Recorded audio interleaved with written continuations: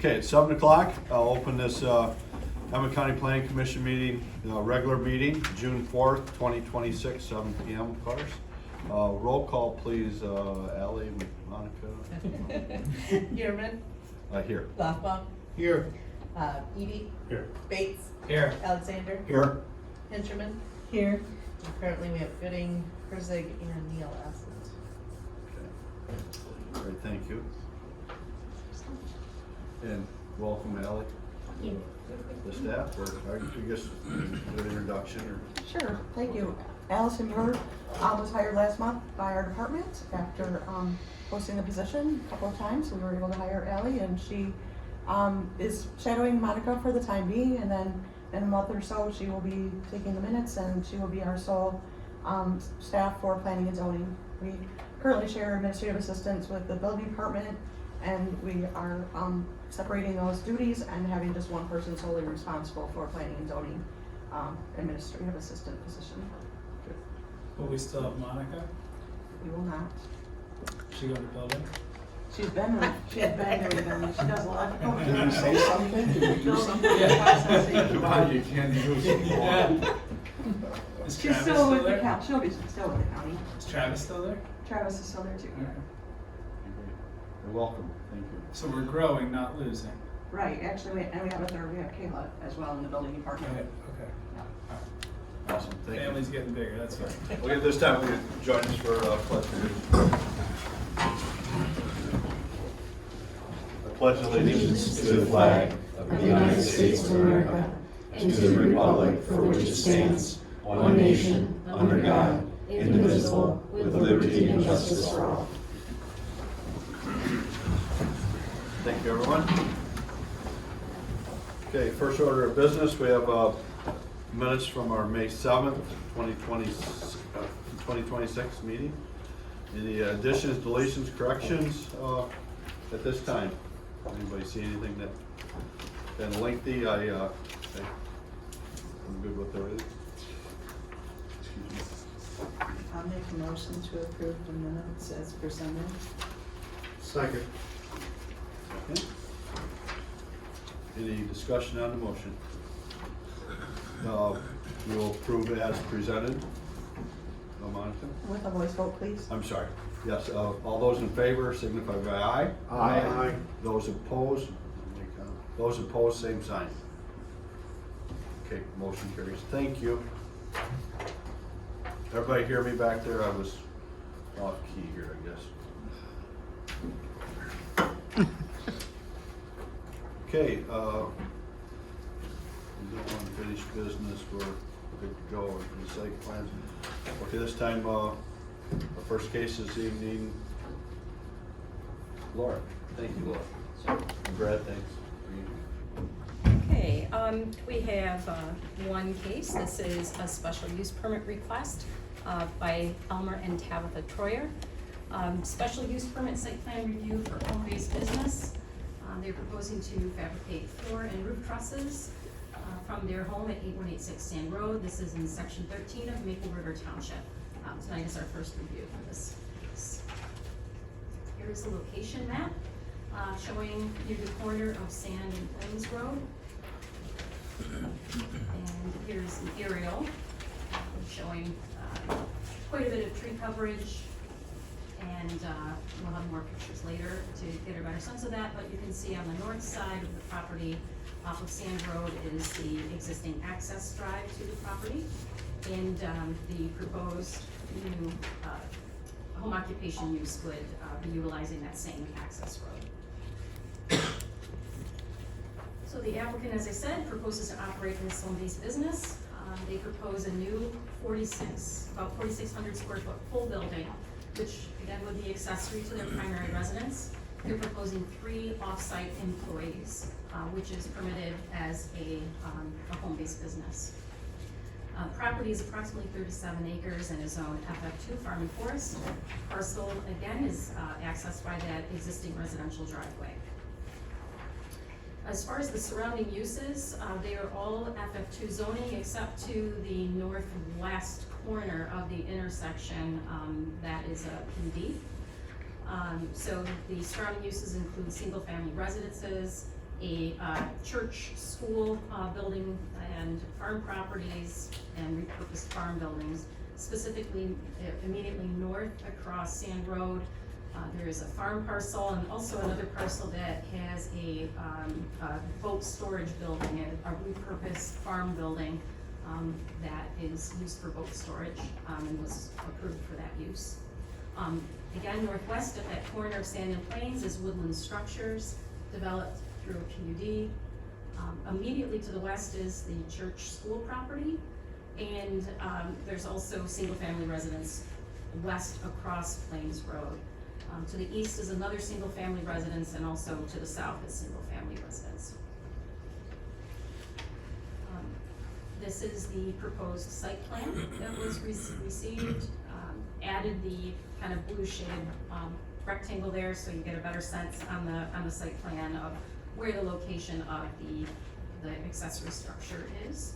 On the right is the full parcel, showing the full parcel with Sand Road at the top and the driveway coming in, and then slightly enlarged view on the left of just the area of the home on the left there, on the west portion of it, and an extension of the driveway with a turnaround area where some deliveries are expected to access that accessory structure. Applicant has indicated that the loading and unloading would take place inside of that accessory structure, but then having that open space off of the kind of horseshoe area of other parking for employees and family. Here are some photos of the site. On the left is the view that would be the driveway that you see, and looking off to the east on Sand Road. And similarly, on the right, that is the view to the west. You can see the driveway just a ways on the left, and then the farm buildings and storage building that we just kind of discussed is off to the right.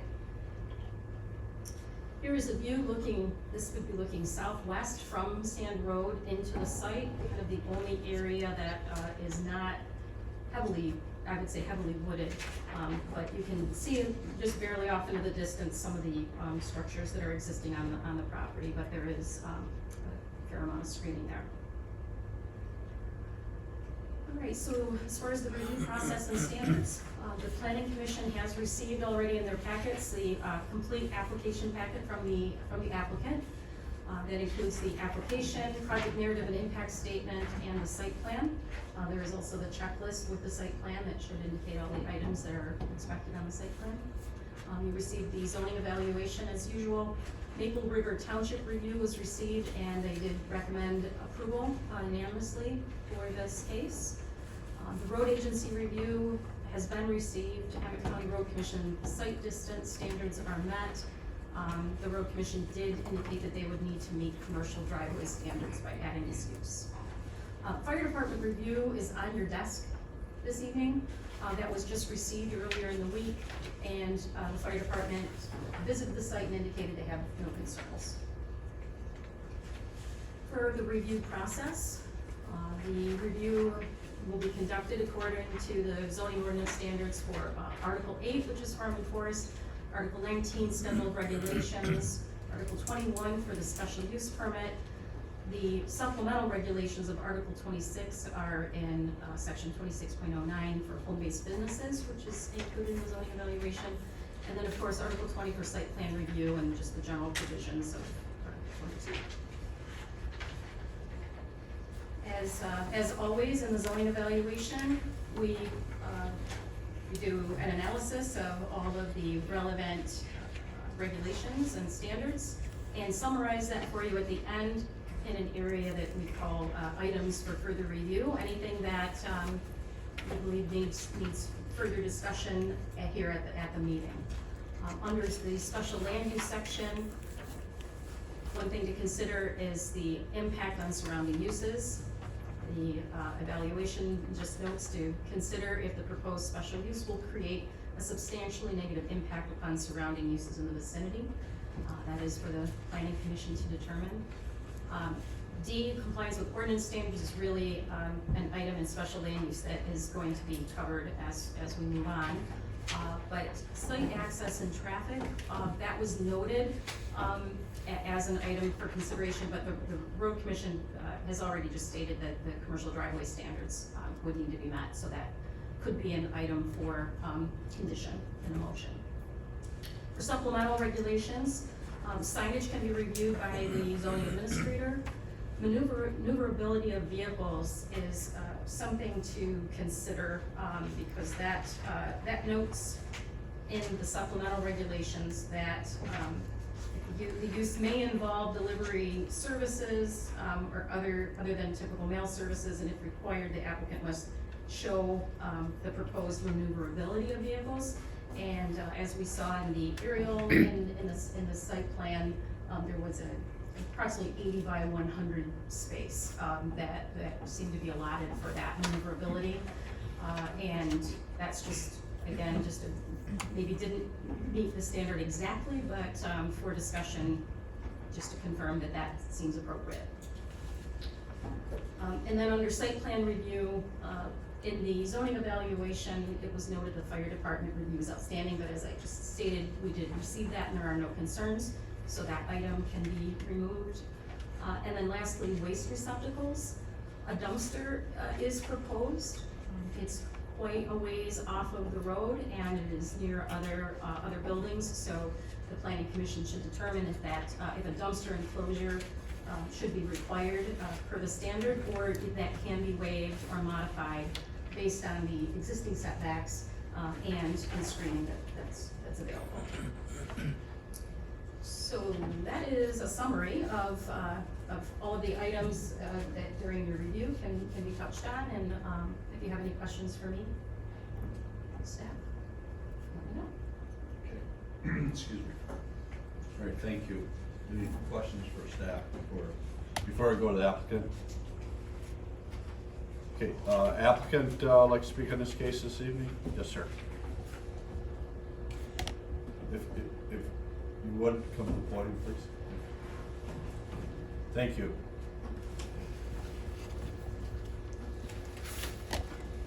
Well, I'm not sure I have a lot to add. I appreciate your consideration. That's definitely worth so far I found Emmet County workable. I appreciate that. I comment you for that. And as far as the site plan, some mentioned about the driveway, there's such a thing as we could possibly move the building a little further east, toward the property line to the east, just for a bigger turnaround area. That's possibly something I thought of, that we could change and move the building a little bit, and we could possibly have a bigger driveway. But other than that, I don't really have anything more. Okay. Excuse me, are you aware of the road standard for commercial drive? Have you been to the road commission? I have not exactly what their specs are for that. But I ain't gonna find out. Okay, thank you. Okay, any discussion? Open the public hearing for that. I mean, yeah, my only discussion is around the maneuverability. It feels like it's tight, but they would know better what they need to do than we do, but yeah, that's my only concern. Okay, at this time, I'll open the public hearing portion.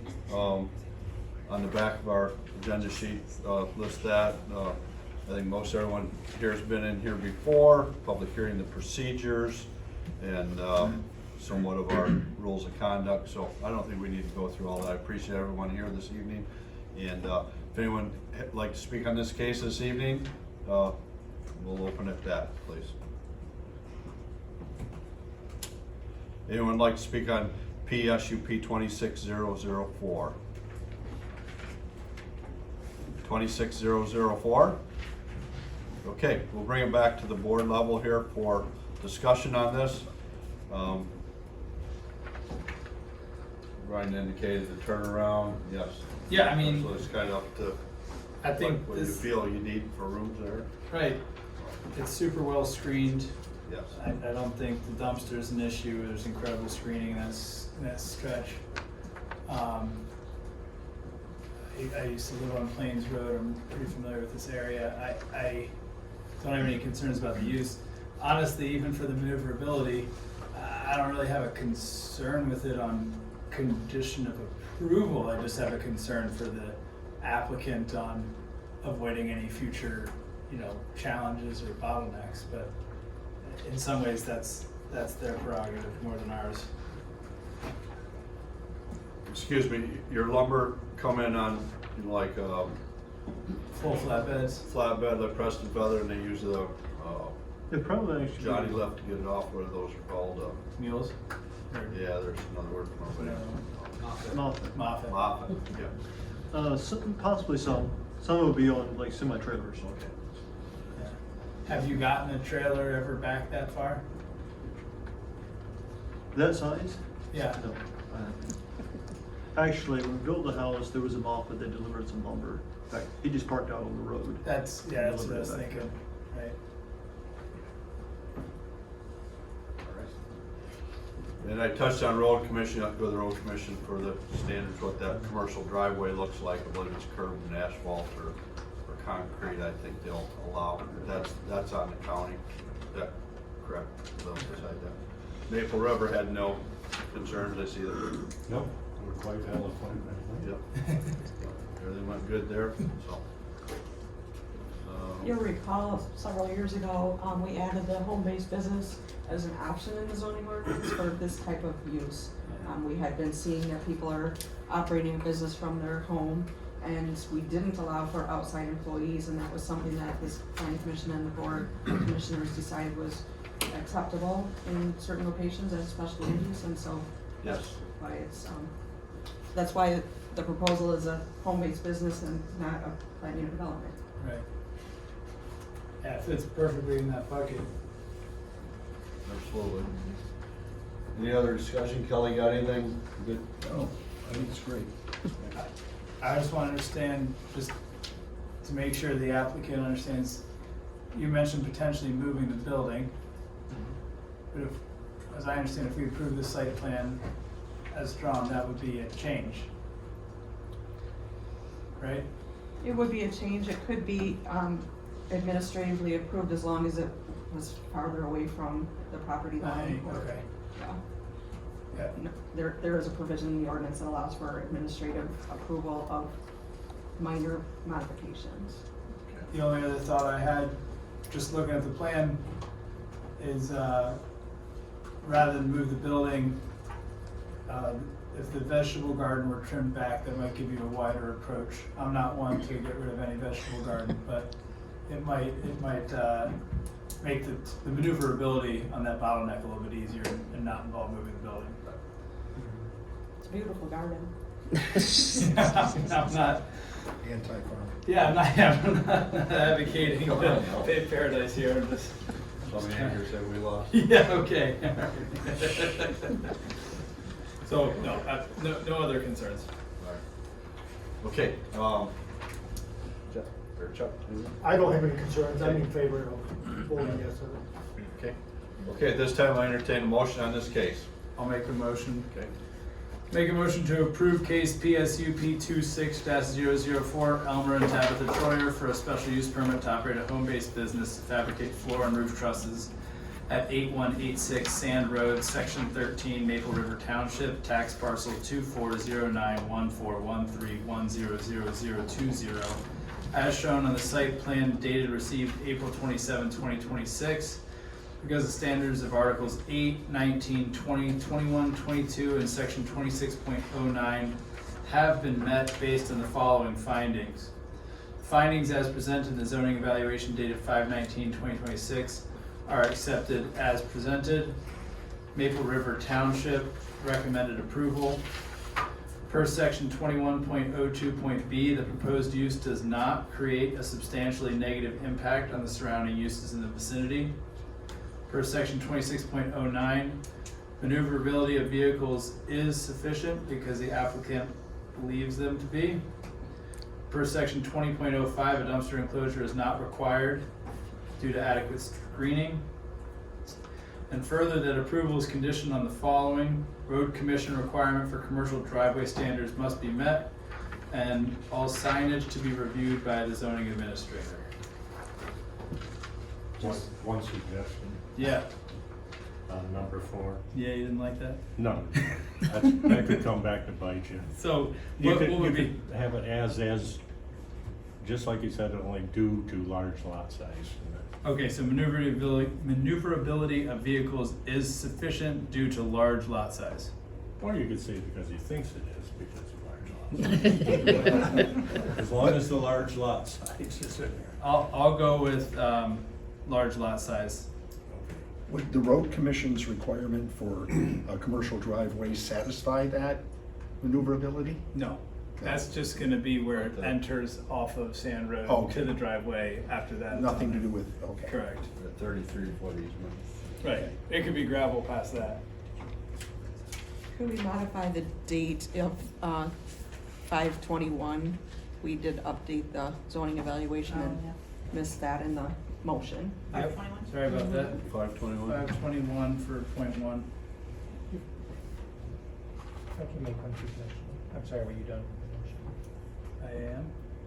the motion? For number 3, if I would just suggest stating some factual findings for how it does not create a substantial negative impact on the surrounding vicinity.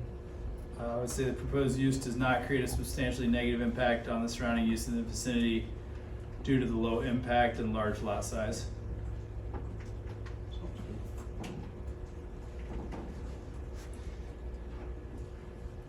good. I'd be support. Support. Discussion on the motion. Roll call, Mark, please. Benjamin? Yes. Eby? Yes. Bates? Yes. Alexander? Yes. Walpole? Yes. Bierman? Yes. Okay. Thank you, guys.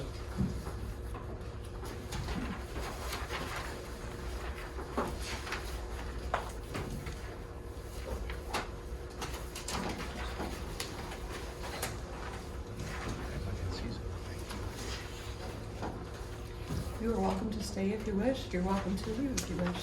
Thank you.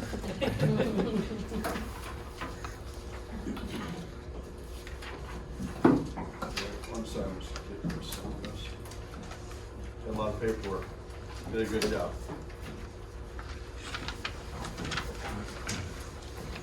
No new site plans, public comments. Any public comment this evening? Public comment? Yes. Mr. Chairman? Yes, yes, sir. Paul Meridian, hello, everybody. Again, good evening. I don't know if tonight's agenda is going to allow for any engagement during the discussion of the storage amendments. Is that a question I can ask? Looks like we're a light agenda, and, you know, I've been, for a few months, I've been wanting to have some more engagement than 3 minutes if possible. If not, I would take my 3 minutes right now, please. We'll do 3 and then we'll take some comments when we get in that too, I would assume. All right, thank you. Absolutely. I have, this for the recorder. I only made a few extra copies, maybe you guys can share them real quick. I got some written, kind of just some quick comments from the draft language. On the first page, the definitions. Under the portable storage unit, I think it's important that you do define that. And I think that pods, you know, portable on-demand storage is what those are. Certainly, they could be used commercially as well as personally, so I don't know if that is important. The freight terminals is new, that's good. I understand after last month's meeting, you know, that was important to define that. Of course, the home-based commercial storage building, that's being created and defined. It was there already, but it's been a little bit redefined. The different options for the self-storage, I think it'd be important to add, again, how they want to be termed, but pods, there's a definition for it. I think it should be part of self-storages. I also think under the commercial facility, the warehousing, again, the different options, you do have the portable storage units in there, but I'm wondering if shipping containers need to have some kind of a definition. It's not in the current code right now, shipping containers. So obviously, one or the other of those commercial storage facilities, I understand those. The one there, outdoor storage, I think it should also mention pods and containers, because there could be a site that's all it is. A suggestion would be to add storage units to the condominium units definition. So in other words, we have the toy boxes, they've been a lot of our discussion, and they are used differently than other storage. They're used differently than the commercial warehouses, and they're used differently than the self-storage. So I think it'd be important to consider that. If it's carved into the condominium units, when they're coming and proposing their condominium plan, it gives you an opportunity for additional regulations that might be important, since, again, those units seem to be drawing some attention. I'm almost done here, Mr. Chairman, right? You're good. Second page, thank you. You're fine. So it's page 2 on the document here, so 26.3.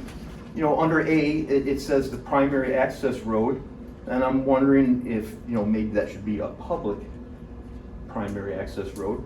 We do have private roads that service various properties. I don't think they should be canned the same way. And then on the end of that section, I think 100 feet is certainly a reasonable setback. 300 feet seems a little bit extensive. And then under B, the building heights, if even though it's 20 feet at the regular setback, but if it's going to be over 20 feet, you got to be 300 feet back. I think when you drive up and down US 31, a lot of those buildings exceed 20 feet. They're approximately 100 or so feet back. Some of them are close to 30 feet. Under C, with the screening, the second sentence there says storage buildings from bordering public roads. I would kind of maybe consider filtering on the public roads and screening along residential, where you're adjacent to residential, because that's a little bit more intrusive when you have the commercial against the residential. I think on the highway, a filtered look is a nice look rather than a barrier. Under number 4, I think that's wise to make sure if you're going to have a building that has doors on 3 sides, that you have access completely around it. But I would expand on that, and its proper maneuvering is very important. Okay, these self-storage buildings do get tight. The lanes are tight. I know you guys all know that, and but I've always been an advocate for better maneuverability. If we have to cut some units off to have safe maneuverability, I think that's the way to go. Under F, when we have semi-trailer sized overhead doors, that's a hard one. Maybe if it states the public highways, not just the county roads, but it would be on state trunk lines. But I think you have to define that better than oversized doors or trailer sized doors, semi-trailer sized doors. If you have a low pro trailer, they can get in a 12-foot door. Under I, required screening as determined by the Planning Commission. It's pretty subjective, and I say that just because over the years I've seen the Planning Commission change. I was a planning member in my township for 12 years, and so things change from time to time. Although the intent is good, it's too subjective. So next year, if it's a different board, they're going to have a different view on it. I would like you guys to consider something like that we could be more specific. And then in J, I say the same thing, where the planning, by determined by the Planning Commission, I would say it's similar to I. It's a little subjective. Then on the bottom section there, B, all buildings greater than 20 feet in height, setback to a minimum of 300 feet. I think 100 feet, it's proven along US 31 North there that 100 feet is a good number. We're scared from what just happened a year ago with the Harside Grove storage buildings, okay? If they were defined as condominium units, you might have had more say, possibly, I don't know for sure, but we could have supplemental regulations for that. So So on the last page then, under D, building separation between self-storage buildings on the same site. Yeah, I understand that. The building code has a minimum of 10 feet separation between buildings. That's a requirement, otherwise you have to go to a firewall. So I think the concern should be more about maneuverability rather than whether the building's 15 feet or 10 feet or 20 feet away from each other. And then under F, we got the same kind of thing that, I like the fact that you're restricting self-storage units to storage only, okay? And unfortunately, I'm not going through every line, so I'm not commenting on the things that I think are good or better suited, I guess. But under F, the use of the premises shall be limited to storage only and shall not be used for any residential, commercial, or industrial uses except as approved by the Planning Commission. There should be no exceptions on self-storage. Self-storage is storage. It's intended to go in and out. If that's intended to make exceptions for toy boxes, then we should carve those out into condo. Because they become deeded units, it's just a different animal. Okay, and then under the farm and forest, on number 2, the owner occupancy makes sense, but defining primary residence, because someone can call it their primary residence and be gone for 6 months out of the year. And is that a problem? Maybe it is, maybe it's not. But I think it should be further considered. And then number 5, when we use screening, whenever we use the word intense, and it was used in one of the other lines as well, I guess I passed it.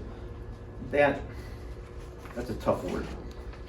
And then my last thing I would say is I did read some correspondence in the packet, and I liked some of the comments I read, and one of the letters mentioned something that was really good about scale of a building. We talked about the new hotel in Resort Township, and it is a fact. You look at that, the scale is huge. You look at the scale of the neighboring properties, but there are some additional facts in that too. Number 1, it's a sloped site that has 30 to 40 feet of fall from the south to the highway, right from the south of the lot to the highway. So they're at a median grade already. They're 15 or 20 feet up off the highway to begin with. So that thing's way up in the air. And then Cormac's next door, we're all familiar with it, we've all been there. It's been for sale for years, well, they're out of business now, but it was for sale for years. I actually showed it to some customers about 8 years ago. And during that time, they were telling us how the building was built to be expanded, to build up. So that building can be built higher. So you will see some of those things. We're seeing it in other areas where they're building residential units and stuff like that. So thank you very much for your time. I hope these are helpful comments. Thank you. Any other public comment?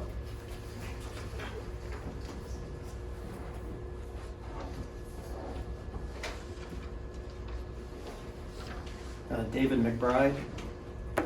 And Monica, I have to acknowledge you because, I don't know, 30 years we did? 20. 20? All right. Well, congratulations I'll for... still be here, so just Okay. maybe not here. Okay. I want to step back after I acknowledge Monica for her service. Paul mentioned pods, and I agree that they need to be defined, but being in the industry, pods is a trademark term. So don't write that into your regulations. Come up with a different term. And that's just a FYI, and it's not a generic name. They've got it trademarked. So anyway, I'm Dave McBride. I've lived in Bear Creek Township for 45 years. I've owned a business in the area for 40 plus years, paid taxes here for 40 years. And as I said, I've been in business for a long time. And one of the side business I started 30 years ago was storage. So I do know a little bit about storage. And the business and things have grown. One of the things that I've done is work with the county with their regulations. And I think we've created some really nice facilities. From Harbor Park, you drive out of the Emmet County building and you hardly notice that they're storage buildings, because they're well screened and they're one story. My facility in Bay Harbor, most people hardly even know it's there. And it does its job just fine.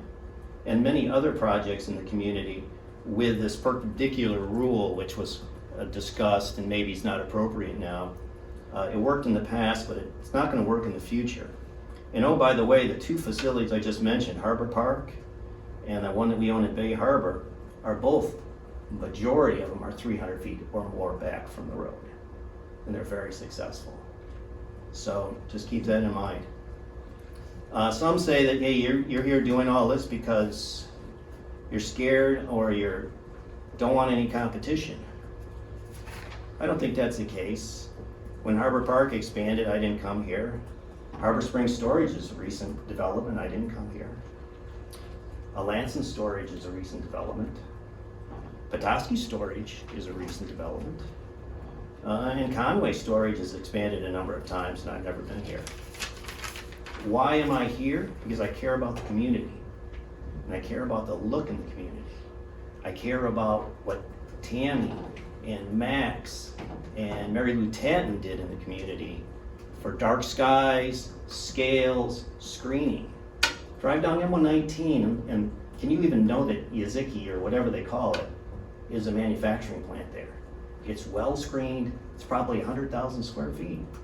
It doesn't stick out like a sore thumb. Why I'm here is because a mega corporation wants to build a large scale building. And it could be the mega corporation U-Haul, it could be any of them. But that's not the rules that the local storage facilities have played by for the last 30 years. They've created their own rules, they've got ways to skirt the rules, build buildings 30 feet tall, put fake doors, light them up, and that's totally out of character with our community, and it's totally out of what I think respect to the local businesses that have been paying taxes for years and years and years and building according to the existing rules. So that's my concern, and I think it's many others. So with that, I just want to say I appreciate all the work you're doing here. And one of the other discussions that came up last month was the lack of zoned industrial property, lack of commercial opportunities. Step back, you know, it wasn't very long ago that Jervis Webb was on the market, and now that's been repurposed. Could have been a storage facility. How about the Art Van building? That could have been repurposed very easily. How about McLaughlin across from Petoskey Stadium? That's another possible repurpose. Michigan Reclaimed could be repurposed. As far as industrial goes, you know, there was a manufacturing plant across from the drywall shop out there across from UPS. That was for sale about 10 years ago. That could have been repurposed. How about Kabosky's gravel pit that 35 years ago I repurposed from a gravel pit into an industrial park. So these things happen. And currently Tom Gallagher is repurposing an old gravel pit into his new shop on West Conway Road.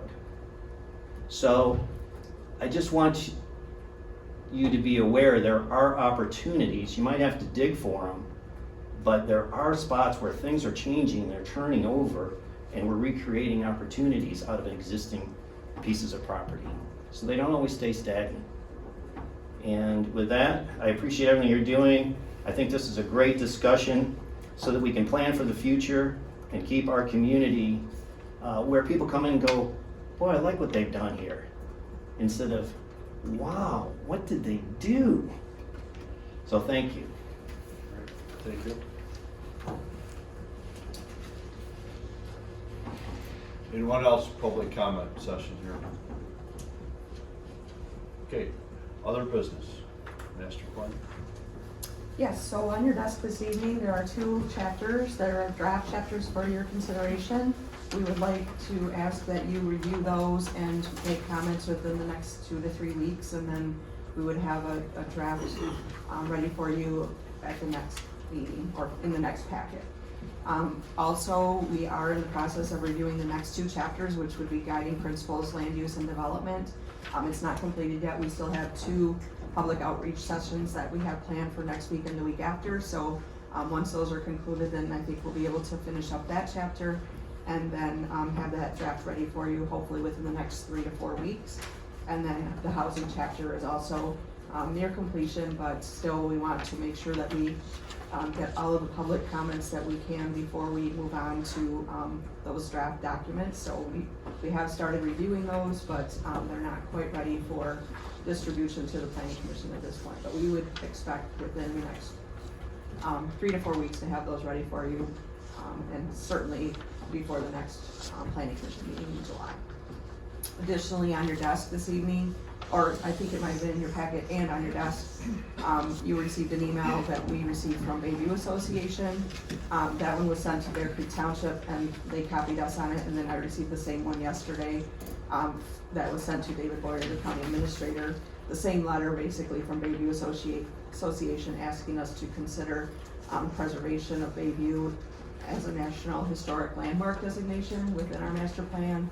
And then a couple of other considerations, traffic, regional economic and cultural impact that Bayview Association has, and then seasonal residential structure and short-term rental model, which was a very interesting read. So hopefully you have an opportunity to read that. But we do have one more engagement opportunity that we're taking with a member of the tribal community, and that's gonna be in the village of Alanson.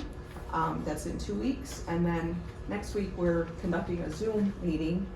We reached out to some of the individuals that attended some of our community conversation sessions and asked for, and we had some feedback. People said, you know, you held it in the evening and we were able to attend, but there's a lot of things going on. Maybe you could have one a little bit later in the evening and then make it a Zoom meeting so people wouldn't have to travel for it. So we're doing that, and that will conclude our public outreach for this section of the master plan process.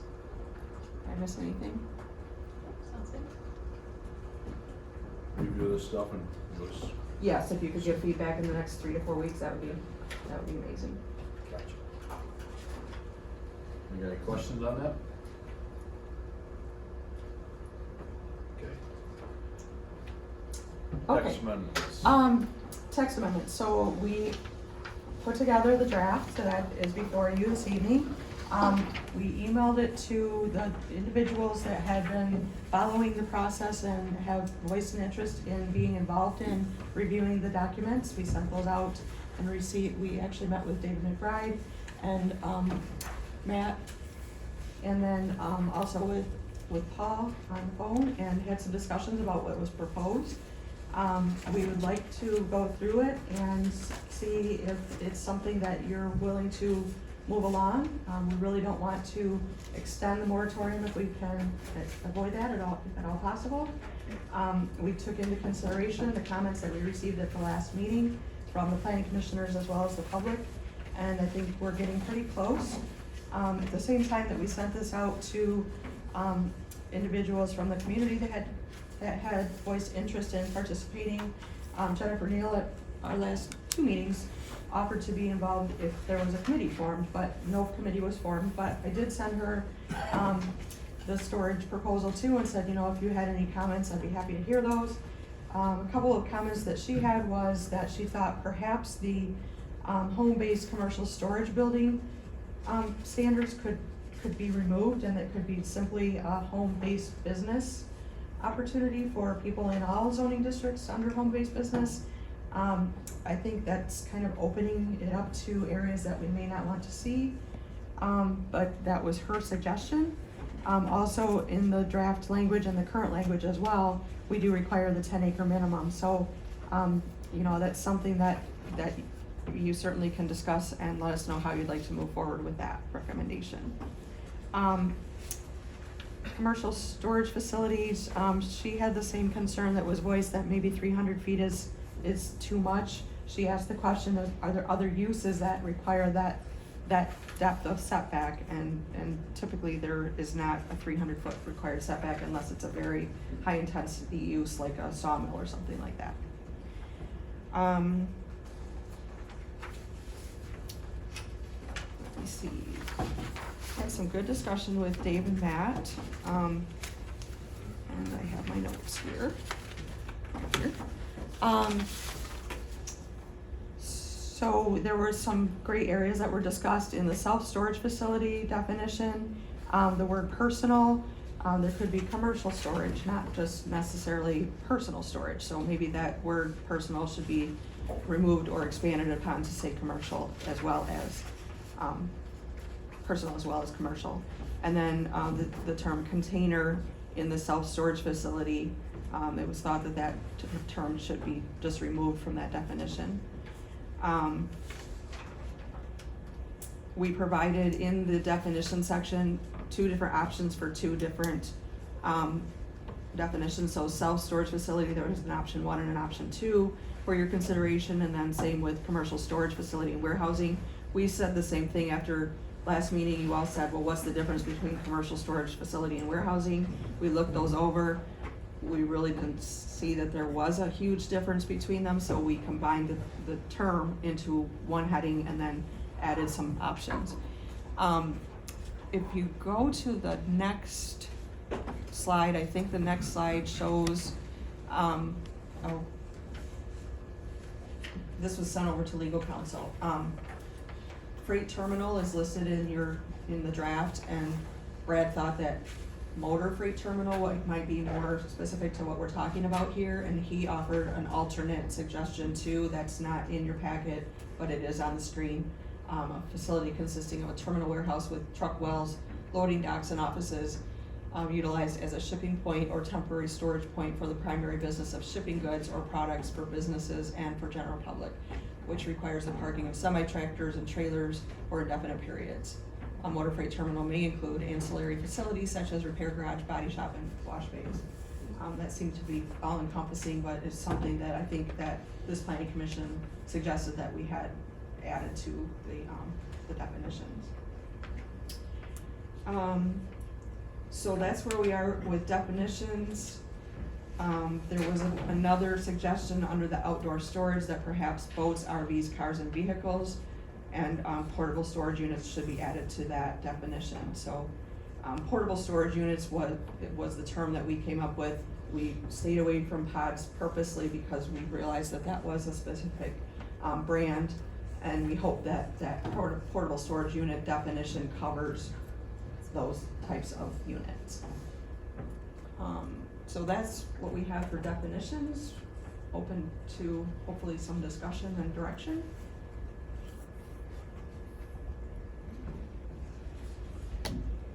Okay,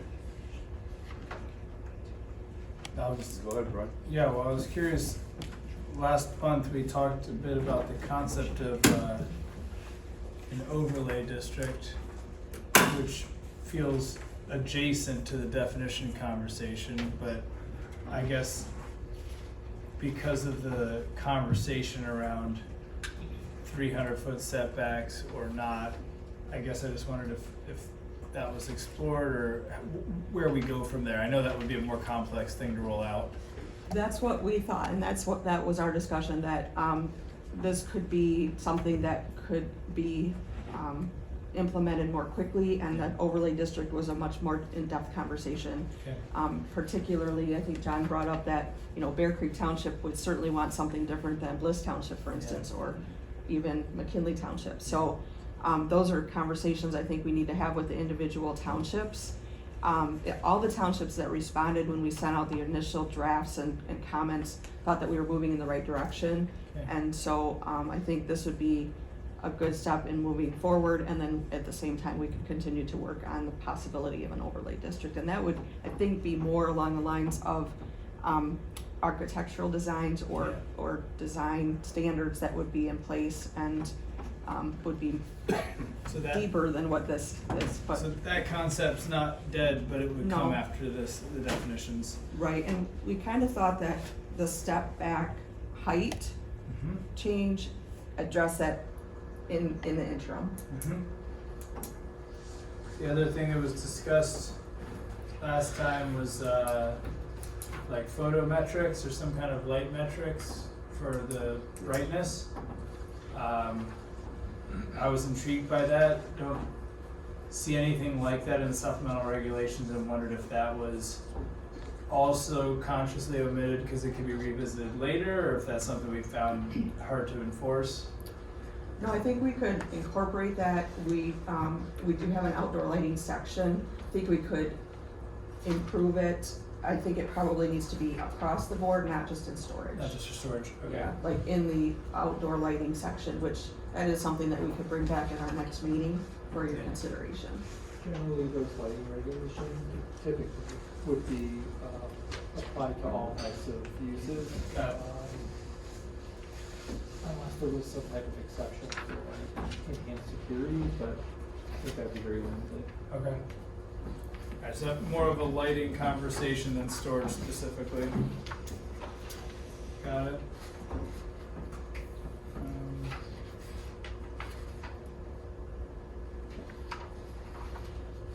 Yeah, I mean,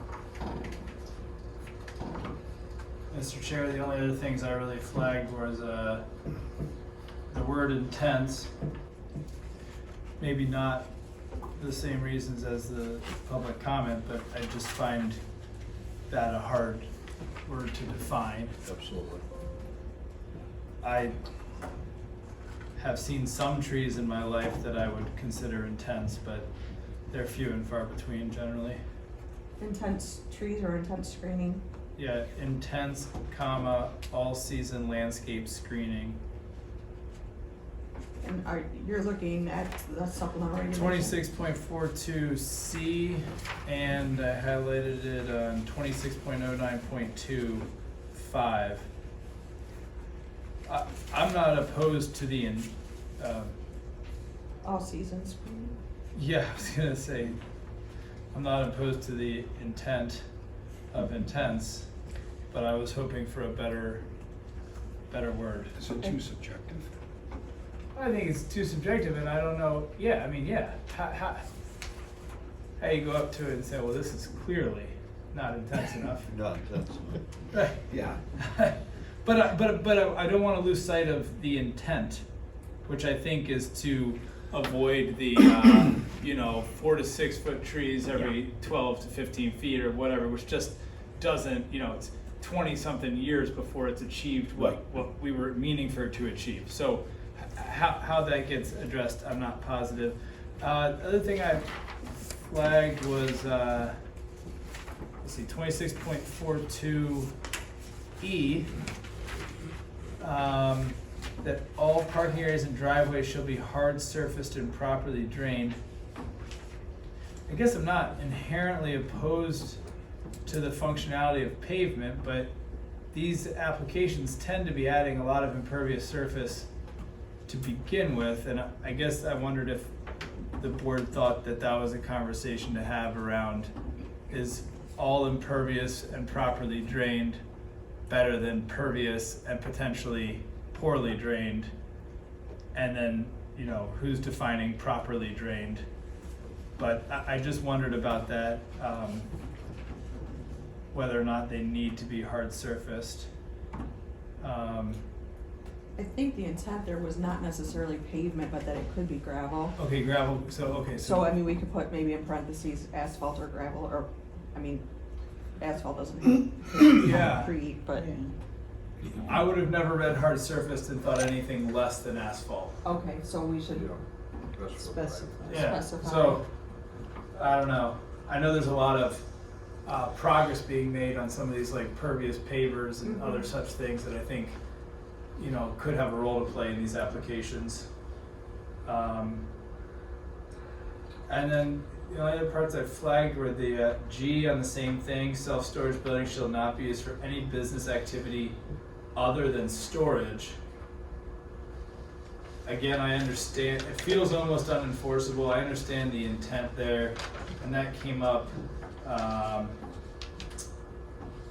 in one other spot, a similar concept. I think it was actually in the definitions.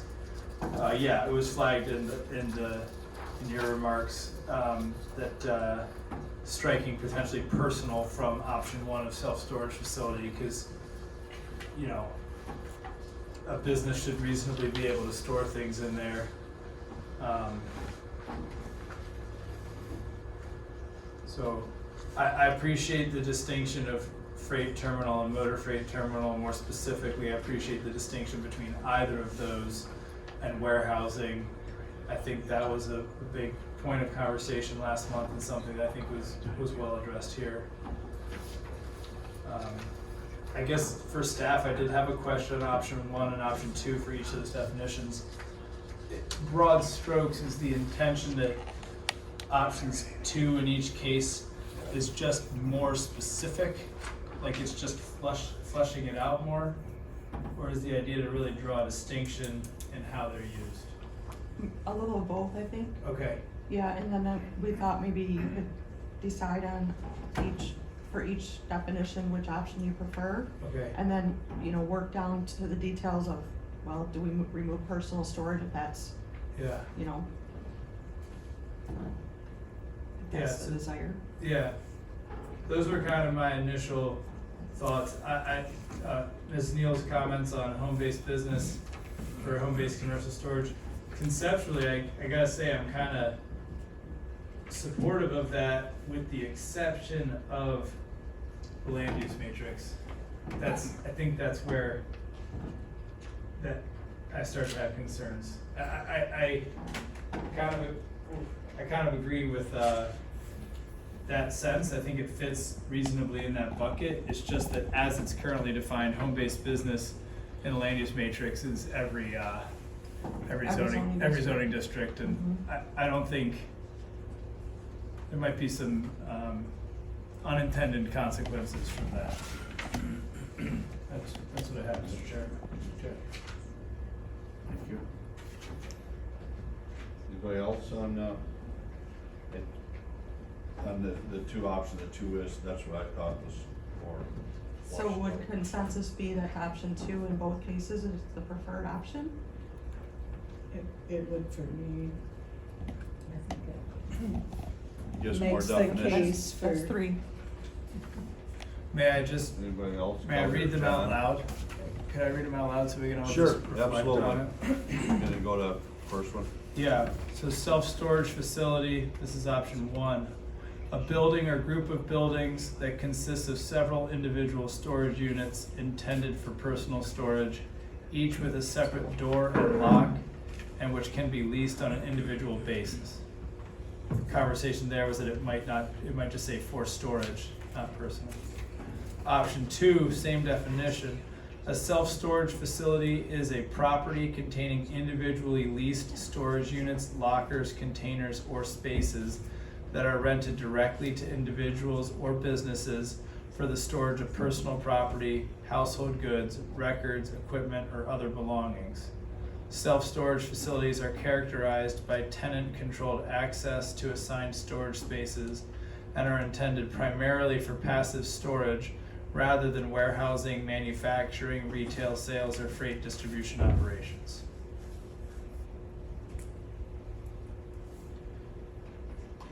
Anything? Perhaps our legal counsel would like to weigh in. Well, Mr. Vice Chair, you could, because you had made a comment about allowing for commercial storage as well. Yeah. You can always, the board can always add that, or you can make a motion to add local, you could use the term local commercial activities or local commercial storage, if you wanted to expand that to include both personal and commercial storage.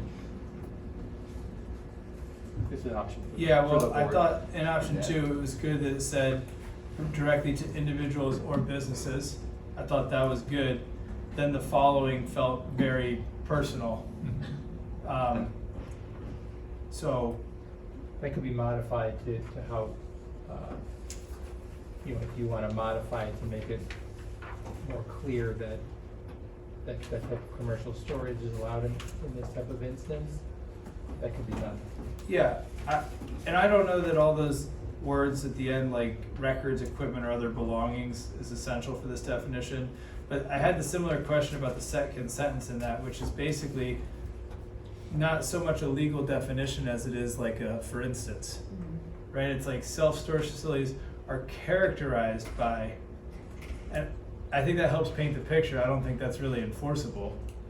it's just sort of showing you like examples. Yeah, typically that's something where it's like, you would have some qualifier, like including but not limited to. Yeah, okay. To kind of provide, to your point, examples of the types of things that we're talking about in that definition. Yeah, And kind of provide some guidance on interpretation if there's a question that comes up as to, does it qualify as self-storage?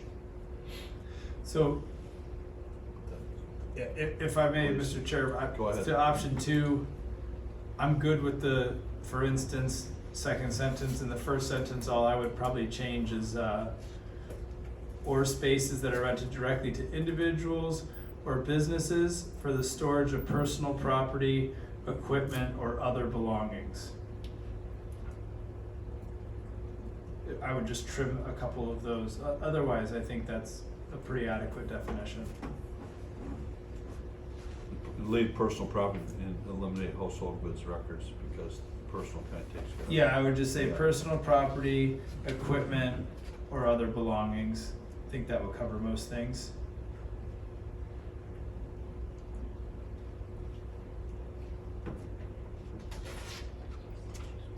Anybody else? That would cover that. And stay with that option 2. And not to muddy the waters, but there was a public comment about the word containers in that sentence. I understand that shipping containers not defined, but to me, Can we call them mobile containers, Well, mobile storage? to me, the Mobile. protection was in the beginning of the sentence, which says that a self-storage facility is a property containing individually leased. So, to me, Those are already there, well, to me, they're inside of something. yes. But maybe a self-storage facility should say, a self-storage facility is a building. Non-movable structure. Right. I mean, that, we're in the weeds here, right? But you could say that a property containing containers could be a property with a fence full of Containers. containers, rather than, that they're inside of an actual structure, which is how I took this to mean it.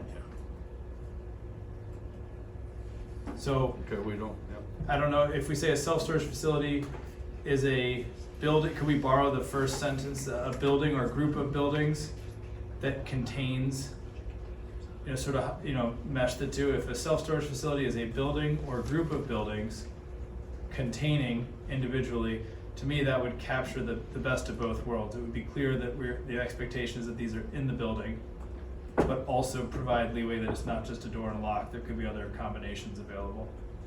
Is that agreeable?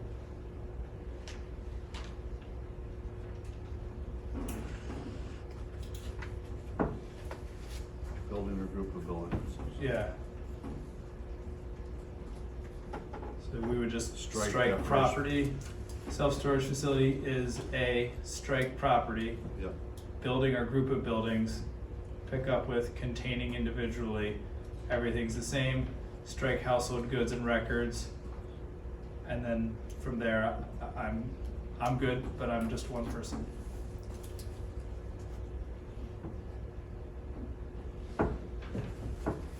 See where we're going with that.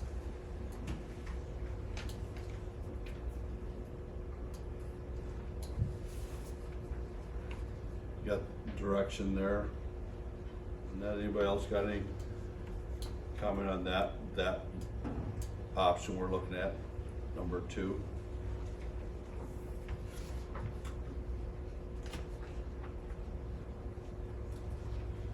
Hearing none, you wanna move to the next one? We'll move to the next, All right. commercial.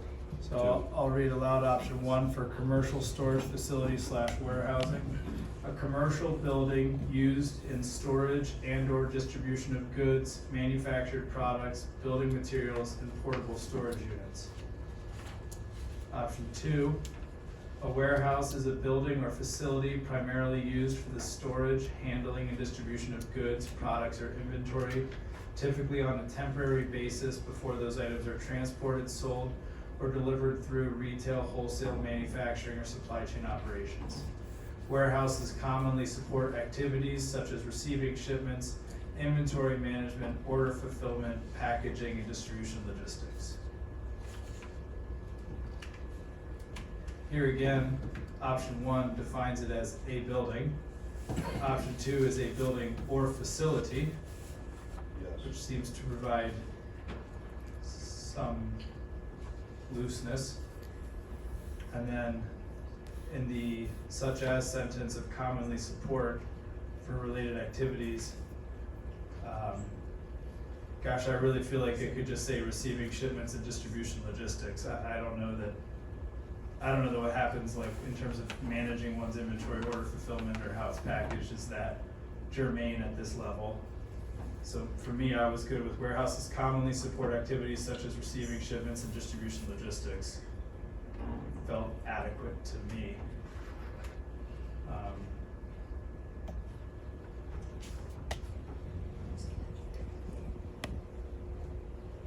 I think that they were trying to, add extra in there, which inventory management, order fulfillment. If I may, to the folks behind the definition, maybe legal counsel, what distinction are we drawing between a building and a facility? I'd have to look at your, Because I'd be inclined just to go with the previous, a building or group of buildings. so I think facility, if it's not more specifically defined in the code, could be interpreted as meaning not necessarily contained within a building. A portable unit, Or like a pod, or Let me dock. see if there's a definition. Personally, I think I would just go with the building or group of buildings. That feels clean from the previous definition, and I think it would be consistent. Do you, oh, sorry. I would just say a warehouse is a building or group of buildings. That would make it clear. Seems pretty clear. I think Rather than commercial or warehouse or building. what is a facility? well, it's used colloquially in a lot of different ways.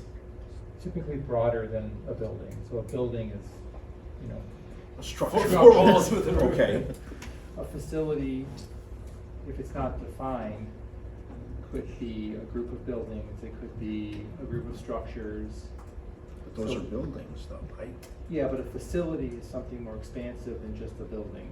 I was Unless it's thinking- defined. Yeah, like as I was trying to think about like where this could go sideways, right? And so I was thinking of like a steam plant or an energy generation facility or like a large, grain operation where there's like a combination of like silos, smokestacks. Like there's just a whole complex of structures, not all just buildings, but it would kind of have a different look and feel than what you're thinking of. I'm thinking like maybe conveyors crossing between them, or whether it's augering corn or packages or something of that nature. So I think from the conversations we've been having, I feel like there's a lot more security in a building or group of buildings. Because facility seems to open the door for some creative interpretations. So if you want to contain to a building, Building or group of buildings. I would say contain to a building. Yeah, I think that's Or a fair. group of buildings. So I would suggest option 2 with the modification of a warehouse is a building or a group of buildings, Straight facility. right? Everything's the same. And then last sentence, personally, I would go warehouses commonly support activities such as receiving shipments and distribution logistics. Mr. Chairman, Yes. I just wanted to point out, and Tammy, I don't remember if this was intentional or not, but the first definition included portable storage units in the definition, and it doesn't seem to be noted in the second one. And I thought that was, I did have that highlighted, good Okay. catch. I don't know if that's something that you wanted there, but I think the feedback last month was that the storage of pods or those portable storage units would be considered a warehouse operation, or so if you want that in that definition. Yeah. That is in 1, not in 2. I felt like from last month to this month, we parsed out freight terminal from warehouse. So personally, I saw all things containers outside, etc., moves to freight terminal, and then warehouse would not have portable storage units. That was how I took that. Put it all into freight. Well, last I get you. month we didn't have that distinction, so I think we were kind of putting what is now freight terminal and warehousing into the warehousing bucket. But it seems like when you're talking about shipping containers, freight, cargo, temporary storage, hub, receiving, sorting, staging, that's much more freight terminal. And then even with the motor freight terminal was even more specific to these, you know, Yes. tractors, trailers, indefinite periods of time. That feels a lot more different, you know, it would be more appropriate.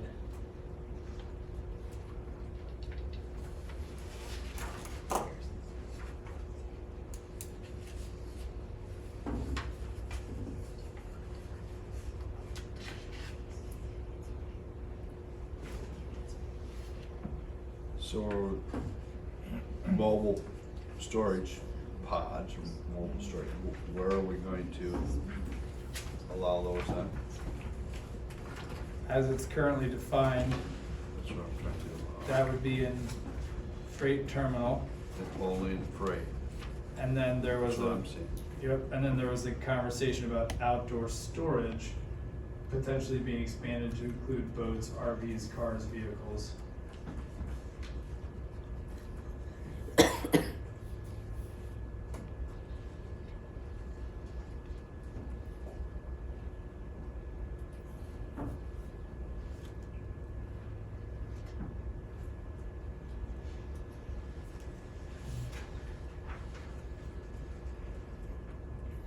I think the other good thing about the freight terminal definition as written is it specifically says at the end, primarily intended for cargo transfer and movement rather than long-term warehousing or retail sales storage.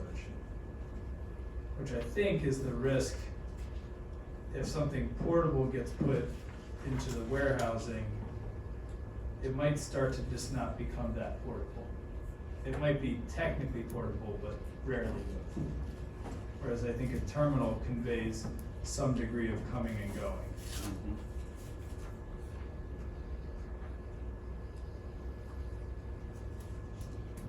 Would you like to visit the motor freight terminals, Yeah.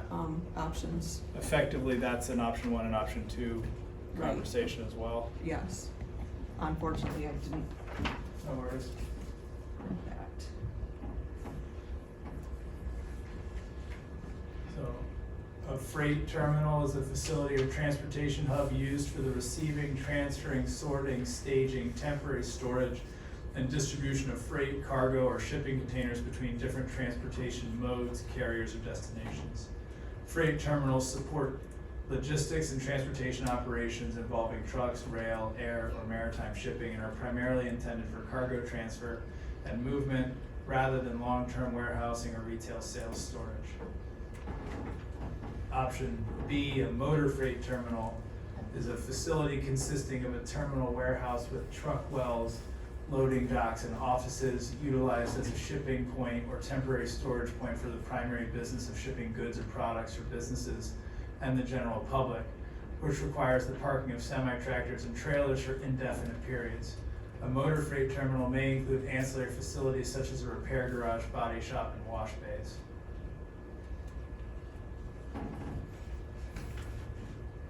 I think for Emmet County, motor freight terminal as defined feels appropriate. Like the UPS facility. Yeah, There used to be parked motor freight down right. on 131. So you like the second one?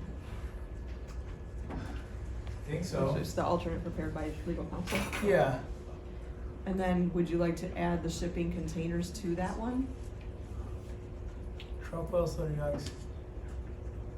to make it clear that, That's where containers go. Yeah.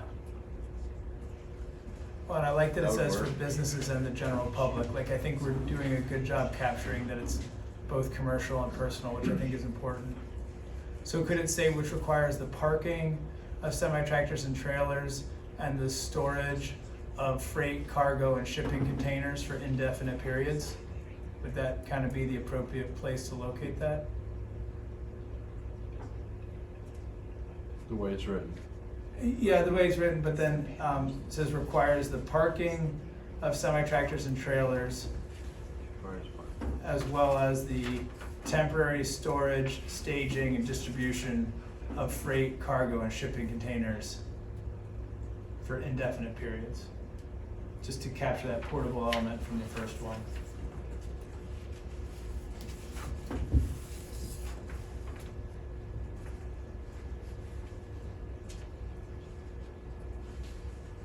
I'm with you. Move that 1 sentence down. Yeah. That would capture that. As a freight terminal, Yeah, I'm good with that, direction wise. so we've got, I guess my, Brad, something work? Sorry, can you repeat what the, Leave that motor freight terminal, but I think Brian was getting at the second add the, part of the top primary.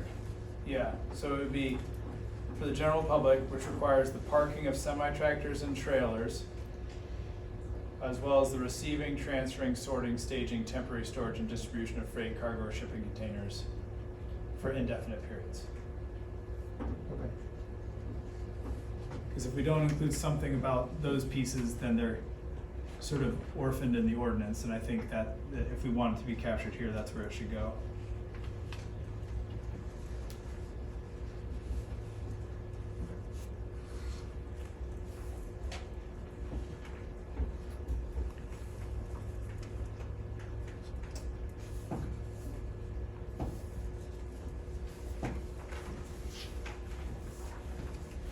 And then accessory building, portable storage unit, home-based commercial storage building.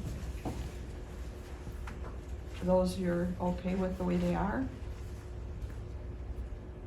I don't have any major concerns. I think outdoor storage, to the extent that we're distinguishing that as more broad than just home-based storage, I don't have a problem with outdoor storage, including boats, RVs, cars, and vehicles. Do we need cars and vehicles, do you think? Or I just think we need to vehicles? say, if we just say vehicles, is everything covered? I think so. I gather it. Well, motor vehicles and vehicles are defined separately. Oh. So if you want both, vehicles and motor vehicles, that's what I would suggest. And outdoor storage.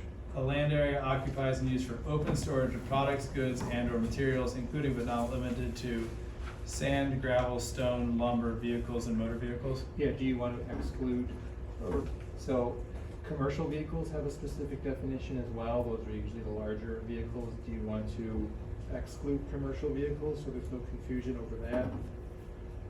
I guess it depends how granular you want to get. Yeah, Why would you want to exclude them? It's up to you, I'm just saying to I bear mean, that so in it mind. doesn't start to look like a freight terminal. You might want to bear that in mind, that, like the commercial vehicles, if I'm not mistaken, I think they're in excess of weight, they go by the weight and Yeah. size. So they're the larger, obviously larger vehicles. Recreational vehicles can have like off-road vehicles have a separate definition. So as it's written, it says including but not limited to. Yeah, so that would be, So we might want to tweak that a little bit to, can you put an exclusionary statement in a definition? you could say but shall not include. Okay, yeah, I didn't know if it just had to remain in the affirmative or not. So it could be a land area occupied and used for open storage of products, goods, and/or materials such as sand, gravel, stone, lumber, vehicles and motor vehicles, but shall not include You can put, yeah. commercial include. vehicles Yeah. or, commercial vehicles or shipping containers. Yeah, if you want those excluded, that's Yeah. how you can do it. Commercial would get you in a different plate, Yeah, weight category. And would you like to include boats and recreational Yes, units? there's also recreational vehicles, now that I'm thinking about it. I was just gonna say. Which are like RVs If, and. if we miss something, that doesn't open it up later because it wasn't Well, it listed. could, well, sure it does. when you get more specific. Yeah. If you don't include everything Like if you're trying to exclude something, Yeah. you don't exclude, and you don't specify what you're excluding. Then it's included. Yeah, unless you're kind of going more about a class of things that are being excluded. But when you're talking about vehicles, there's only so many types of vehicles Yep. under Michigan law. You know, you've got the overall category of vehicles, and you've got motor vehicles, you've got commercial vehicles, recreational vehicles, off-road vehicles.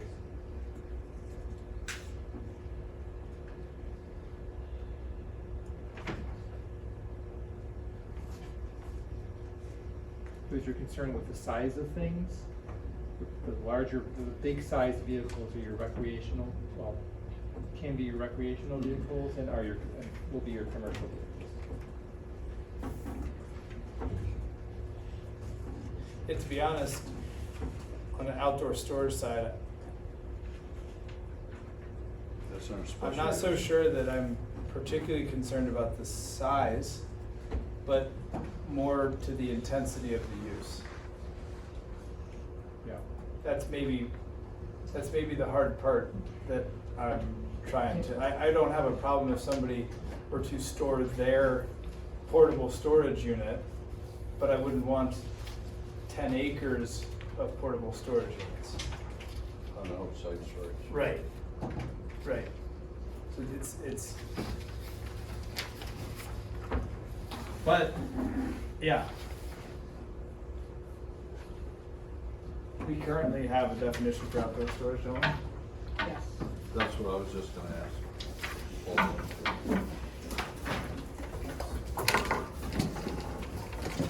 Because we've run into this before. Oh, wow, they explain all the pages.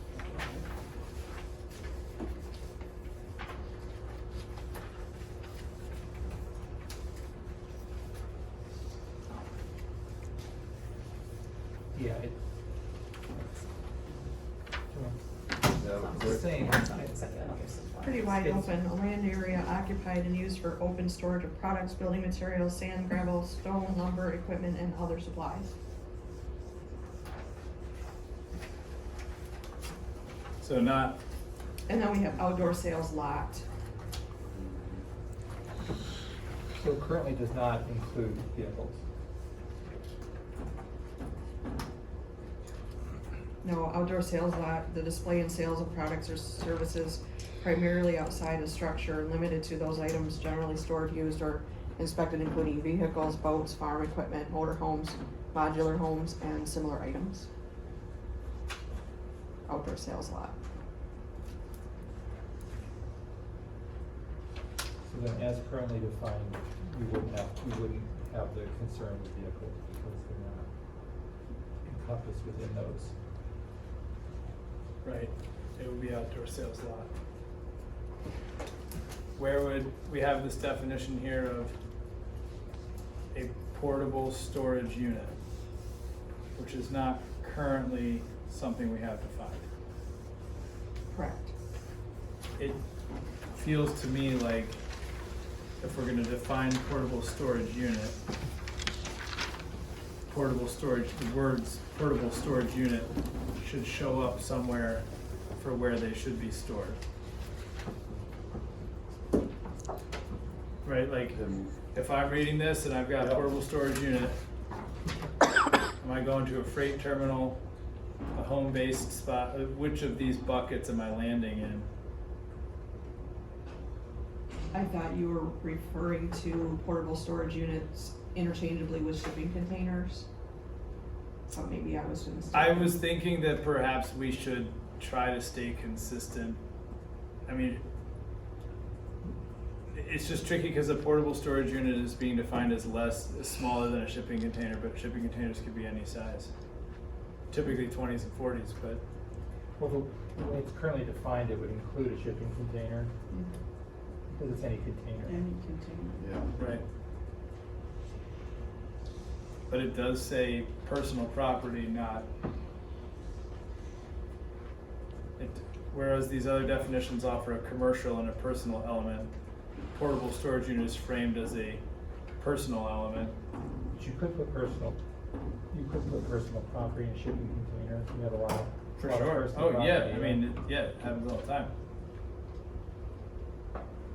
So if you're concerned about that, You're trying to find two different pieces, a shipping container that they come in on Yep. from overseas possibly, Yep. or something like Mr. McBride's got the. Yeah, and I guess my question would be is, are both of those under the umbrella of portable storage unit? As I read this, they certainly are. The only distinction the definition is making is that portable Where? storage unit is for personal property. So I would think that if it was for a commercial use, that would be different.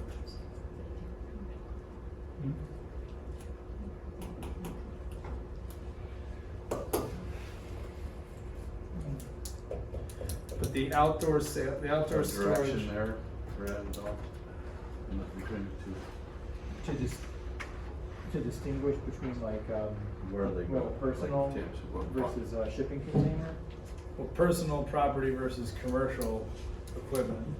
I think you might wanna flesh that out, because the term personal property, an argument can be made that some, commercial property can be personal property. Yeah, business has personal property. Right, so I think fleshing that out, if you wanna avoid any confusion on that and distinguish those two terms, fleshing that out might be a good idea.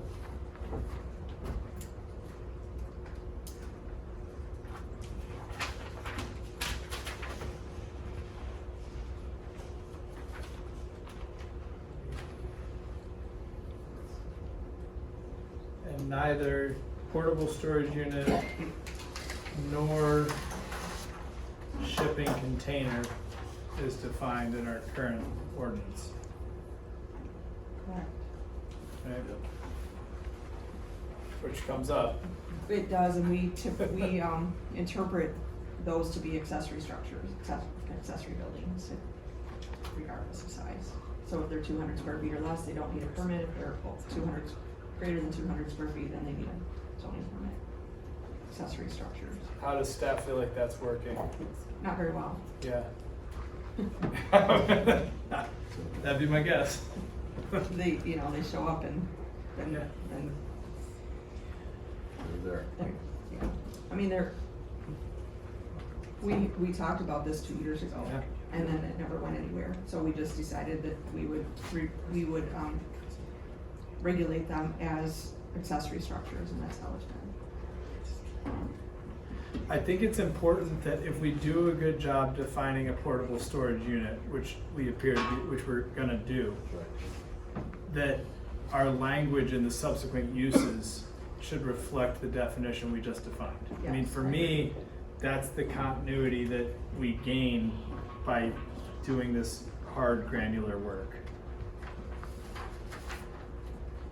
Maybe a question for the board is, do we think that the outdoor storage definition as written, would we reasonably believe that portable storage units should be stored in outdoor storage?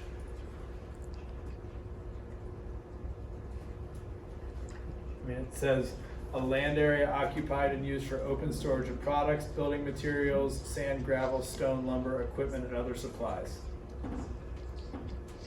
Is that where a portable storage unit would go? And portable storage unit is Could big be ones or little ones? Both. all sizes. Both sizes. I mean, if, I'm trying to not use I'm with you. trade terms Yep. in this conversation, but I've seen them pretty small, and they usually top out at about 40 feet, typically. You mean 40 feet in length, like 8 by 40? Yeah, but I think you can make a pretty compelling case that a semi-trailer without a tractor is a portable storage unit. I mean, it meets the definition of any container designed. Mm-hmm.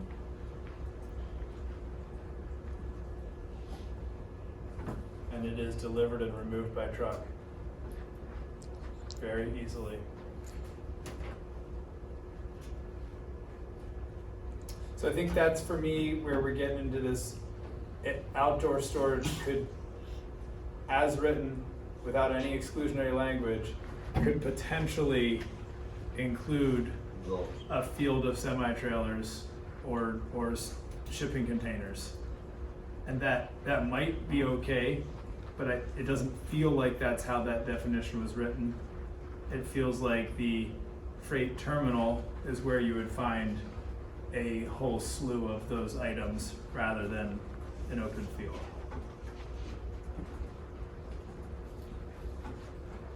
So following that logic then, the outdoor storage we would indicate shall not include commercial vehicles or portable storage units.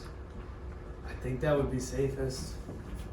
That eliminate it. I realize there's a risk there that it might have some unintended exclusions there, but it feels like without any exclusionary language, you're really exposed to some potential exploitation of that.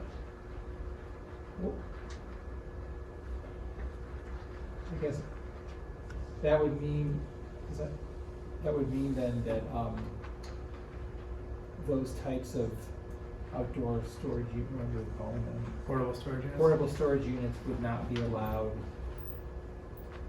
on the same property as another type of storage facility or building. Because if I'm not mistaken, didn't one of the definitions for self-storage or commercial storage warehouse include portable? Freight Storage terminal included That was a- portable.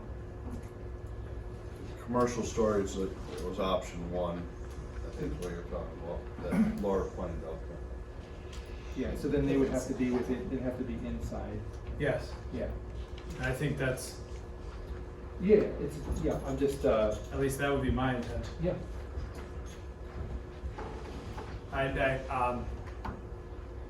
know firsthand it's quite possible, just having interacted with these businesses moving freight over the years, like, they typically, the yards I've been to are start inside, and then one thing Expand leads out. to another, and they, those little portable boxes procreate, and then they start, spreading outside.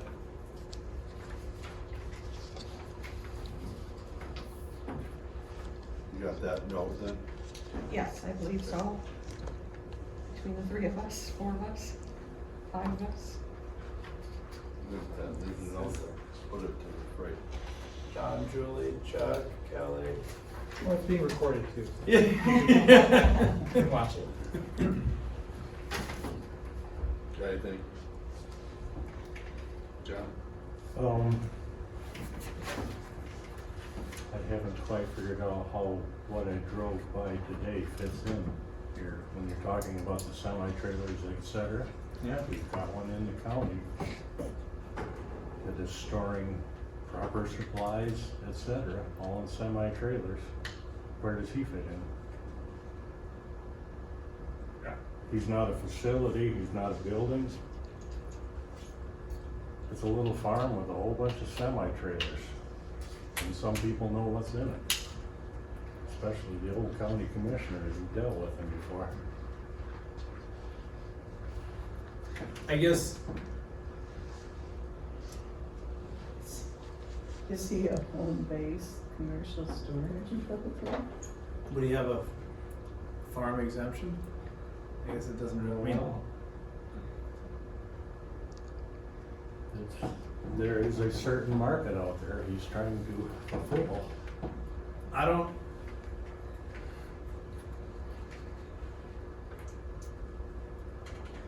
want, Accessory dwelling. I don't want the many to pay for the sins of the few, but I mean, But if you take all these, yeah, if you don't regulate them, then yep. is he scot-free? I don't know, I can say, just speaking from experience, we have stored semi-trailers on property for temporary storage for refrigeration at peak time. Felt like that was basically a vehicle parked. Whereas we have several shipping containers that went through the accessory building process.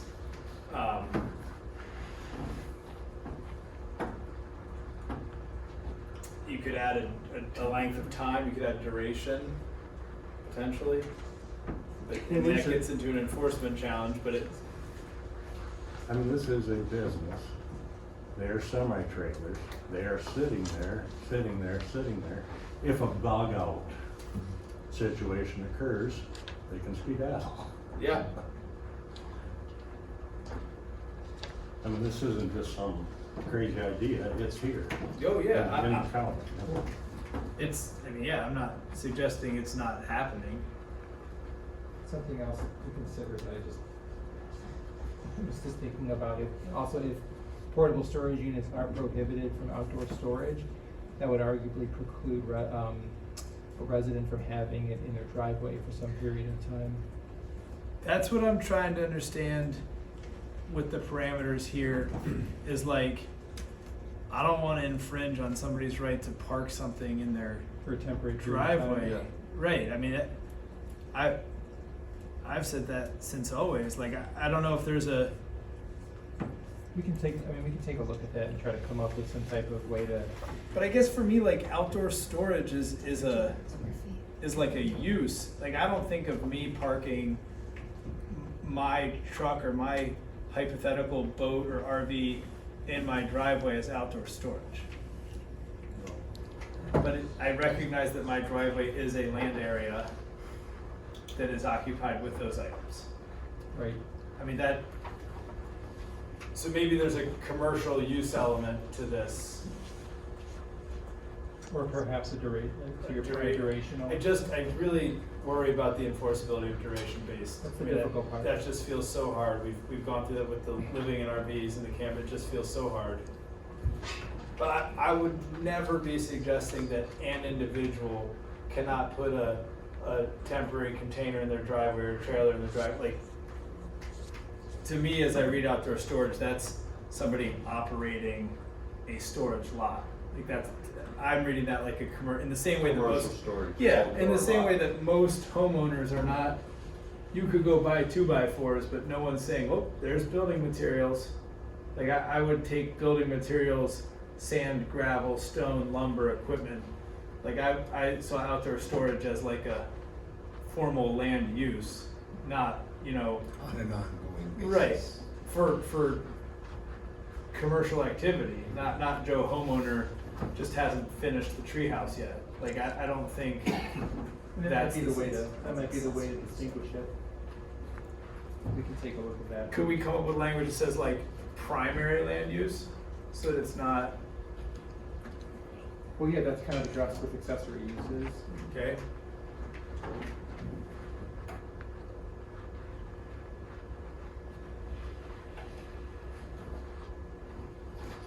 Tom, just to look up too, and Tammy, just maybe weigh in on this, but the idea of a portable storage unit being set in somebody's driveway for some period of time, if it's under 200, if it's 200 square feet or less, that would typically not Right, I mean, be an issue, right?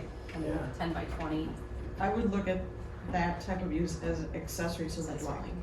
And so if it's less than 200 square feet, it doesn't require a zoning permit regardless of the duration of, you know, it's sitting on the site, but, if it's in the front yard, then it could become a zoning challenge or zoning violation if it was there for, you know, if it became not temporary. Yeah, Which that's has the hardest part. Like if you're doing a renovation and you get some mobile to you containers to take your furniture up to the right, like that is like so not Yeah. what I this- feel like this- we're talking no, about. this Yeah. is not what we're People talking that about. have had floods here. Right, that's what I'm saying. To me, there's some kind of intensity of use or duration or size or scope that is where that should kick in. Like, I have no idea, but the Whatever. the homeowner that, John was talking about, so if they have a dozen storage containers in their yard, And if they're conducting commerce out of them. and then is that what we're zoning, you know, is that what we're writing for? For So- me, the personal property rights are pretty, I mean, if you're what was the term, like hoarding, like if you're hoarding and have to keep adding things to keep, that's not really, I don't see that as our realm to solve. But if you are actively exchanging units and exchanging space and renting space in those units or whatever, that if you are basically doing warehousing out of 12 trailers, or if you are doing a freight terminal out of 12 trailers in your yard, to me that's a different use. In the same way that, you know, to me that's different. If you have 10 cars in your driveway because you have 10 members of your family drive a car, that's different than you renting 9 of those cars to people coming to your driveway to come get a car. So for me, there's like a commercial element that is where that line is drawn. I think the wording is okay. I think the question is distinguishing between personal and commercial. You do commercial outdoor storage? Yeah. Well, I think if it's personal, it's not outdoor storage. It's Right, just you live but in your then- life. Absolutely, so in this. When there is a question, then that's the only Okay, thing you right. have to answer. You're saying where it says commercial storage facility warehousing, then the one next beneath it would say commercial outdoor storage. Possibly, I like, think that starts to get at what we're getting at. the whole conversation. Only thing you have to distinguish. Yeah. Beyond that, it's really not our purview. No. That makes sense, makes sense. Or, yeah, not something that we wanna regulate. Not the personal use. Right. Yeah. No, So I think we're good for now. We seemed good on the self-storage facility, and then we got through the commercial storage. We talked through motor freight terminal. yes. We talked about portable storage unit being personal and commercial. And then sounds like our collective feedback is that outdoor storage be clarified to say commercial outdoor storage with the parameters we discussed, referencing the language of what I'm gonna start calling PSUs. Commercial storage units. Yeah. Okay. Could be a silent P, you could call them SUs.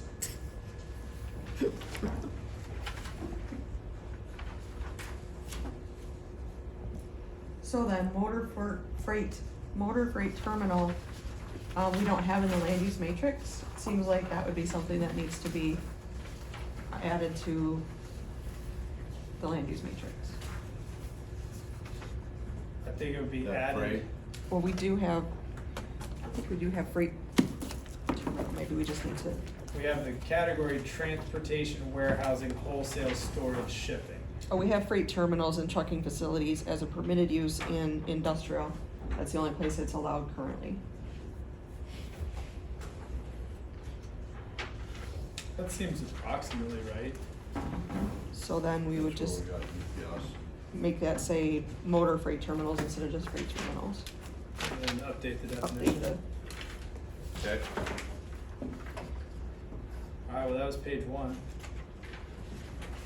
2 more pages to Moving right go. along. Cruising right through. right. So, We're good. All we gotta solve is setbacks and height and screening. Lighting's regulated and, Right, we'll revisit the lighting separately. yep. yeah, That'll Probably be- the 300 foot, 100 foot, too, like that. Yes. That seems to be the thing we need to provide guidance on. so that discussion happened and I think you probably can visualize some of these things. Dave Crane Chevrolet is set back 100 feet. The From- main from- sales office, The main, yes. okay? Countywide Sports, 110 feet. Countywide Sports is about 26 feet in height. Crane is probably about 23. That sits down quite a bit. It does sit at a lower grade. Olson's is about 200 feet setback. Okay, Brown Motors, 138 feet. and high, like sits proud. Yeah, it sits up a bit. Holiday Inn Express, 114 feet. It's a little bit depressed, but it got a height variance. Victory's Hotel, that used to be Holiday Inn, sits a little bit at a perpendicular, diagonal to the highway, US 131, 65 feet from US 131. And then the Victory's housing, that's about 4 stories Yeah. tall, sits back 300 feet. How far back is Meyer? Meyer, 600? It's gotta be all Yeah. of All that. of, all of 400, Yeah, maybe 500. okay. So that kind of gives you some ideas of, the Hearthside Grove storage facilities at the setback line. So 25 feet, 30 feet high, probably 32 feet high at the peak, Uh-huh. perpendicular to the road, Yeah, kind of in your face as you come around that curve by Tractor yeah, there's Supply. definitely an angle element there. Yeah, so, kind of gives you a visual on those different setbacks. I feel like Olson's is kind of the sweet spot. 200 feet, Yeah, cause it's a bit higher, it is. it's totally open in front of it, but it does not feel obtrusive as you're going past it. It's got a nice facade, I mean, it's It does. tall. Yep. So it's out there.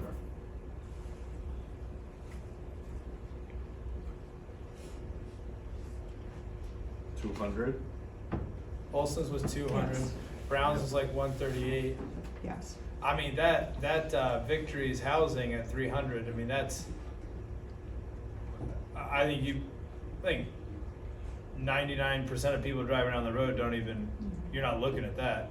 But that also speaks to the value of having another use in front, Mm-hmm. right? You're looking at Tropical Smoothie or Starbucks or whatever Buffalo Wings. wireless store is there.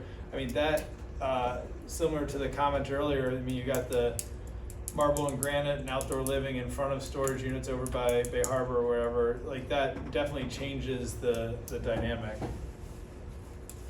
And that was the concern and the desire of looking at the overlay district. Yeah. And so that was kind of why the, It feels like you Proposal could came. Provide a, it feels like it could be something like 200 feet, if nothing in front, but if you provided, mixed use retail in front, maybe 100 feet or 150 or something like there could be some kind of, credit for that. Cause the Well, comment, you can use that as a buffer for parking behind that structure. yeah, So, 200 feet sounds reasonable, I think. yeah, I agree. yeah.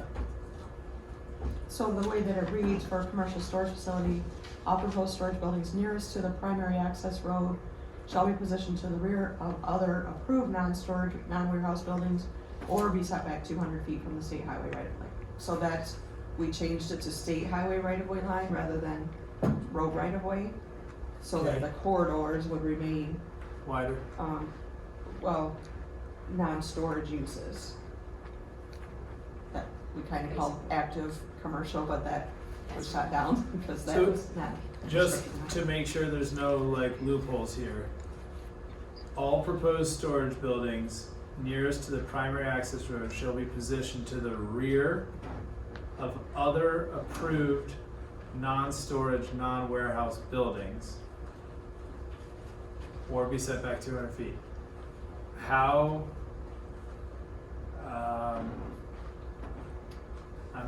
Or would you like to define with the type of uses, I retail, guess I'm restaurant? saying I've seen this play out where somebody puts like a little lemonade stand that's 8 feet tall that's approved and then right behind it. So, And setback 200 feet? From the right of way. Is that what you're saying? From the state right of way line. So that would mean, like, if you were on Botchman Industrial Park, as long as you were 200 feet off of the highway, then you could have your storage yeah. use. And there was a suggestion that maybe all proposed storage buildings nearest to the primary access public road shall be positioned so that if it's a private road, you don't have that same requirement. I guess for me, the safety in the non-storage, non-warehouse buildings, I think there's two things at play. We're hearing comments we've heard for the last several months about this kind of really abstract maintaining character of corridors, however one sees that. And I think there's some insurance or assurance of having something in front of it. My concern is there are definitely ways around that that would not be in the spirit of the language, but be completely compliant. So I'm wondering if it could be 200 feet with nothing in front, and maybe 150 or 100 if there's something in front. I think it'd be safer to define a parameter, because otherwise you could really put like one of those little drive-through coffee shops, you know, right just past the right of way, and then 30 feet behind it. With the warehouse you're talking about? No, it still has to be 200 feet the way it is. Okay, I'm not tracking. It's, the way this is written is, if it was an open field, Yep. you gotta be we're saying, instead of 300 feet, you'd be 200 feet back. From the road right away. From the right of way, like Olson's. Yep. And But that's the first part 166 says, feet up there. right, but the first part says, it shall be positioned to the rear of other approved non-storage buildings or be set back 200. So my point is to use that Olson's Quarter as an example. If you had that, the Woodland Structures has that little outdoor lot of sheds or whatever, Yes. you could potentially have a couple sheds for sale, and then boom, right behind it, not 200 feet, all we're saying is to the rear of that other use. Gotcha. You could Get have rid of it. that. And so my concern is you could put something very small that is compliant, right, just inside the setback, and therefore your giant storage building could be, you know, maybe only 60 feet back, which is not really what we're picturing when we write this. So setback at least 100 feet. I think 100 is the minimum if there's a non-storage, non-warehouse use in front of it. If there's nothing in front of it, 200 feet.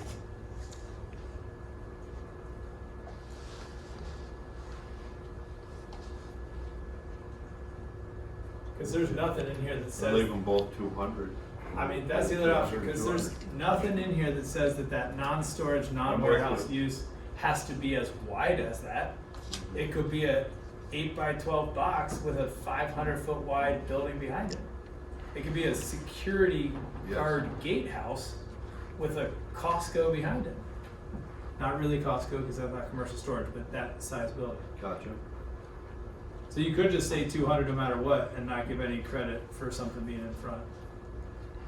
That's what I would go with, 200, and if they wanna put a business in front of it, then Oh. they have the room to put a business in front of it. Kind of like what Meyer did when they bought the lots in front, and then they were able to put a full Taco Bell. 200 is fine. Okay. All proposed storage buildings nearest the primary access road shall be positioned, or shall be set back, so skip that, shall be set back at least 200 feet from a state highway right-of-way line. Strike all that other. Correct, Yeah, strike I from agree. positioned to or be. That's what I was getting at, leave it at 200. And then the next part is all buildings 20 feet in height or less shall meet the minimum setback standards. All proposed buildings greater than shall be set back a minimum of 300.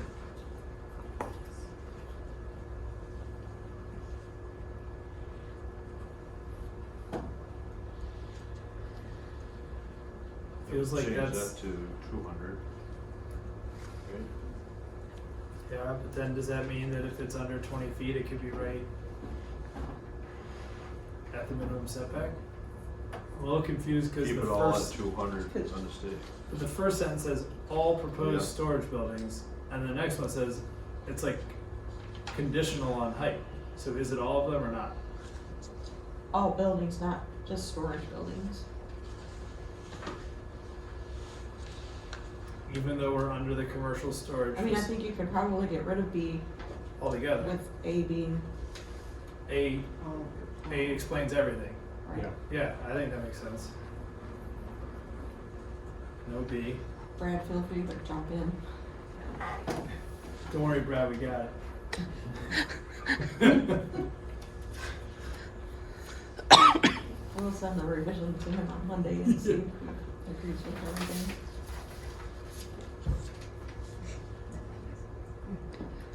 Moving on to C. Yeah, but for C, I just got the same, it's kinda like intent. A Yes. row of closely planted, I mean, you're close and my close. The others, you gotta have Well, but continue on, which form a continuous visual screen. Boundary or fence. I mean, that's pretty, yeah. That was taken from our existing definitions. So continuous visual screen would mean that at the time of planting, you can't see past it? Right, Like arborvitae's on top of each other. yeah. Got it.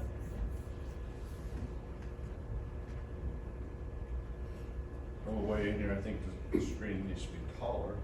Then 6 foot. 6 foot, it's not gonna screen a 20-foot building. I look at, how Mr. Gross did his up there, staggered those, Bob put in up on Howard Road, those are, I think they were minimums of 20, 15, 20s, he spaded in there, and that, you do not hardly look see great. that. Yeah. Go down to Yes, David ma'am. Furman's, he's put some bigger trees in there too, we would require taller trees there. 6 feet does not screen. So the largest you It's can. not, and, I mean- and they can spade those in and make them grow. Oh, yeah. You gotta put water to them.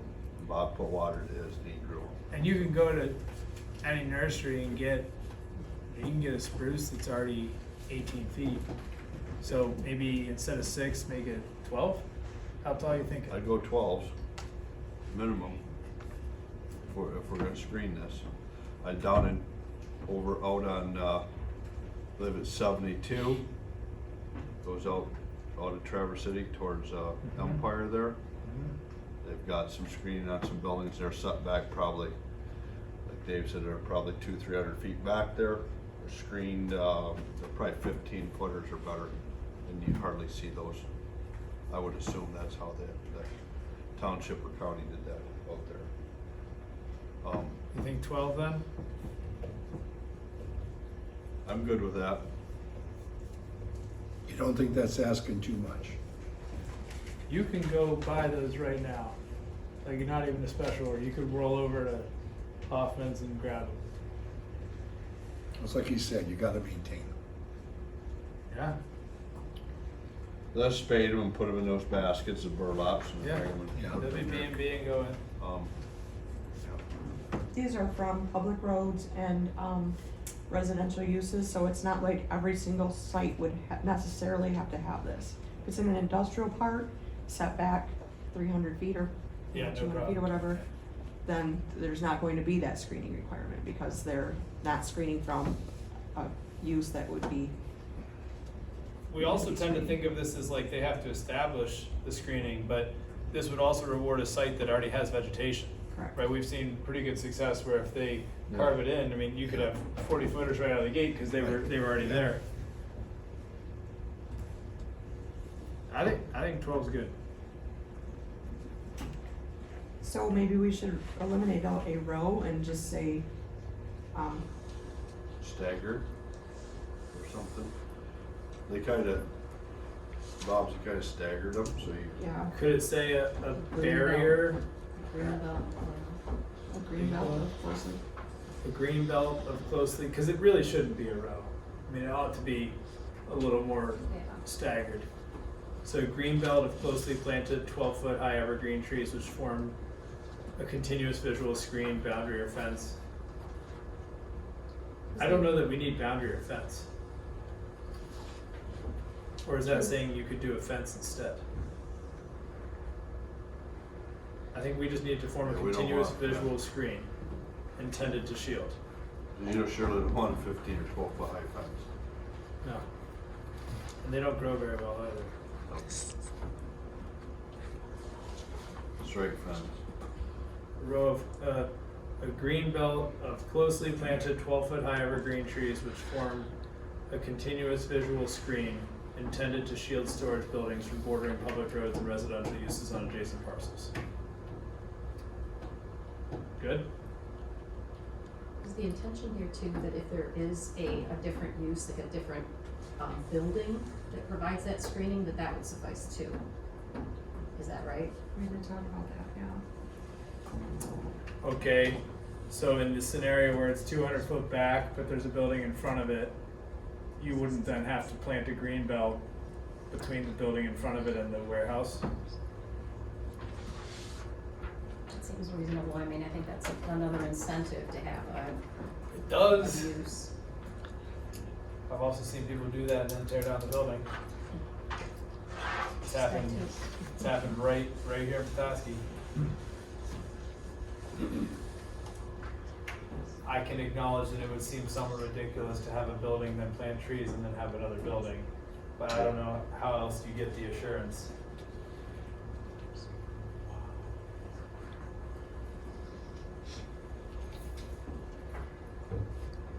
John, can you help on this? I still like the fence, to include it. That way, 12 footers could be cost prohibitive. And if someone would want to put in a fence, put in smaller trees, when they get to be 12 feet, they can take down the fence. So was this sentence basically 3 options?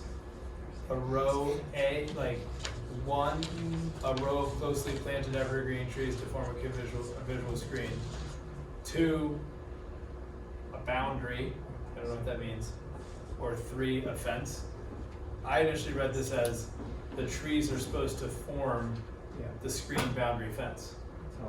That's the way I want to read it. They can, but if you take out a fence, it would take out the option of them growing a solid tree barrier. So If you you can want to say, allow a fence, you can keep that separately, because the way it's written makes it sound like it's a fence made of the evergreen trees. Because then you would have a landscape planting plan to support that. Are you saying that you think a fence should be an available screening mechanism? Yeah. Okay, but that's not currently written. a fence with the 6-foot trees in front of it? Would be fine. It'd be a 12-foot high fence though.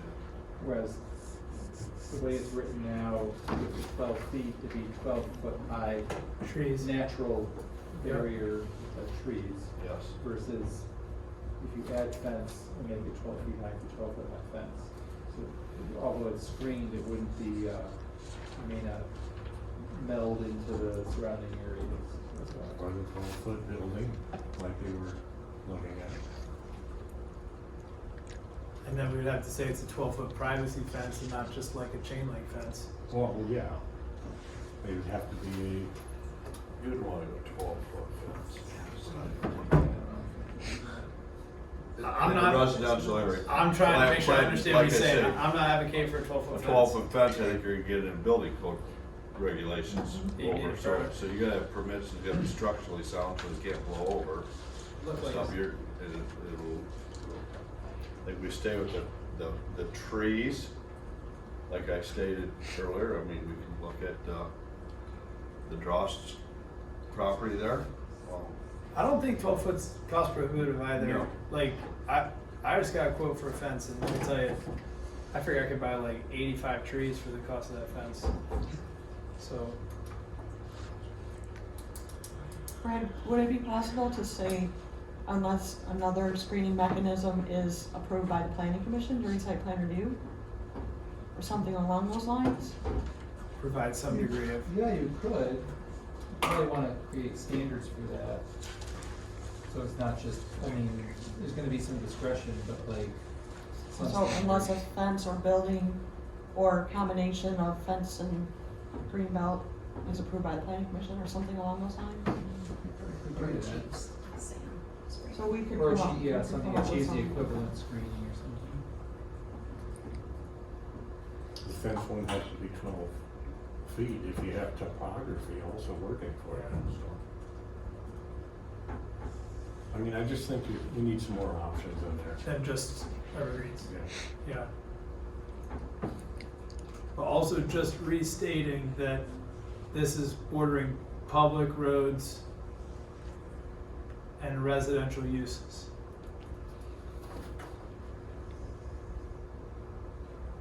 So if You it, can put continuous visual screen with a 12-foot high, intended to shield storage building.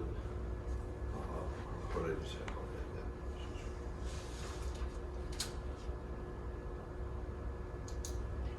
I think we can come up with some viable options.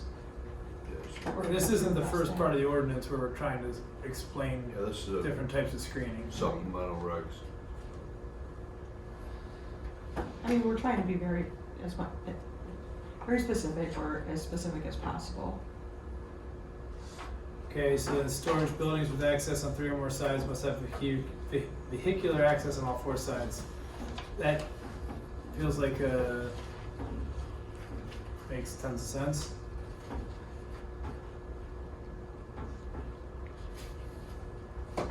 Then E, all incidental or accessory storage shall be within the confines of an enclosed building. That's come up, and I think we're on the same page there. And on D, just back to D, that access minimum, fire department's gonna weigh in on those too. From like a maneuverability So, standpoint. yeah, so they can get in and out for fire. Loading With docks what? shall not face a public road.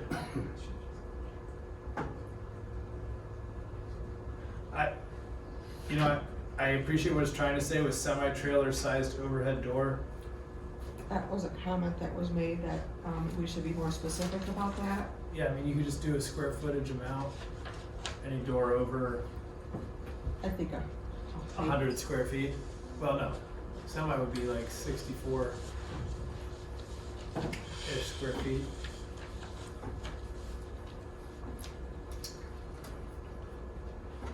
I just think given a square footage amount would be better than saying, semi-trailer sized door kind of sounds like, measuring a whale by how many school buses it is.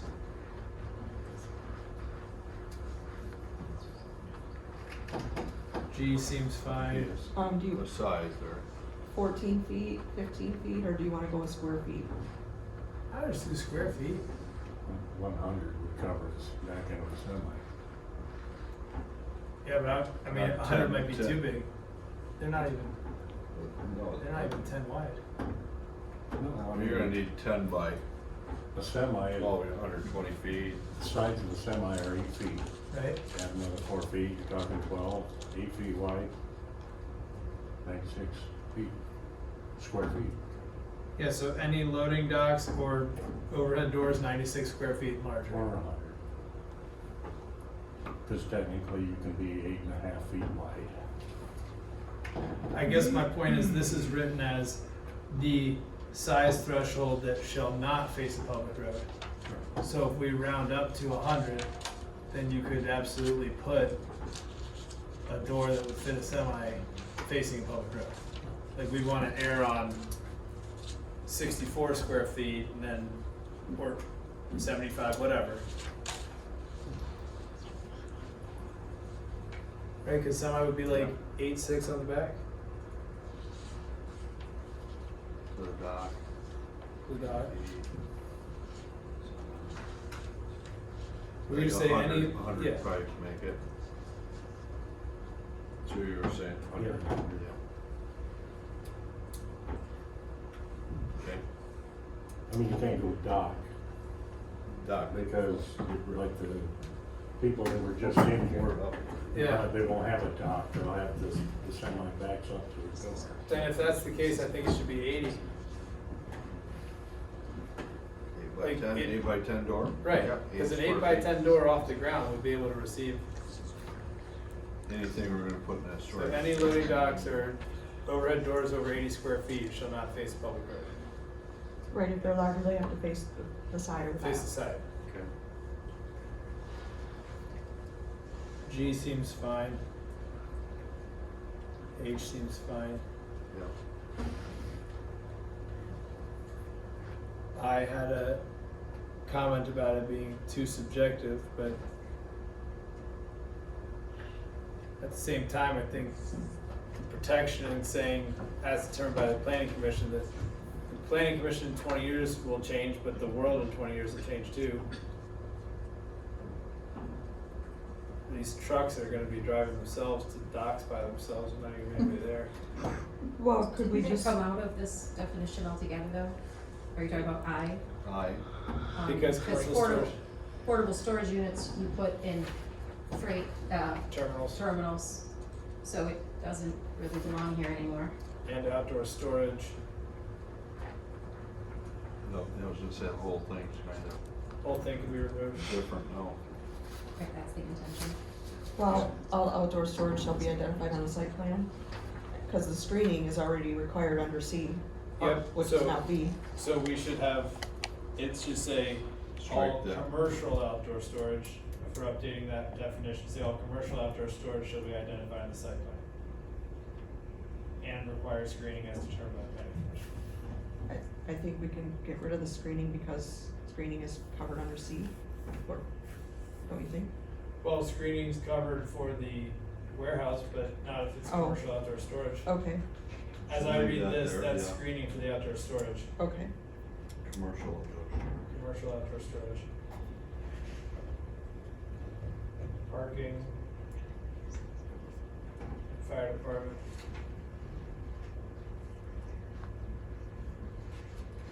Okay, Probably if you're gonna have NK, meet the standards of the local fire department, you might want to, talk about the, that also in the maneuverability, vehicle access drives. I guess I was thinking that K provided the cover, Yes. like regardless of what A through J says, Okay. as long as the whole thing has to comply with fire, then you've got, You've got it covered. yeah, like if their requirement is greater than the minimum, that would be covered by K. The new ones up by, Lowe's there, Al weighed in on all that, Yeah, that's Okay. tight, Mr. right? Right, put in Kyle. there. Kyle put in there, yep.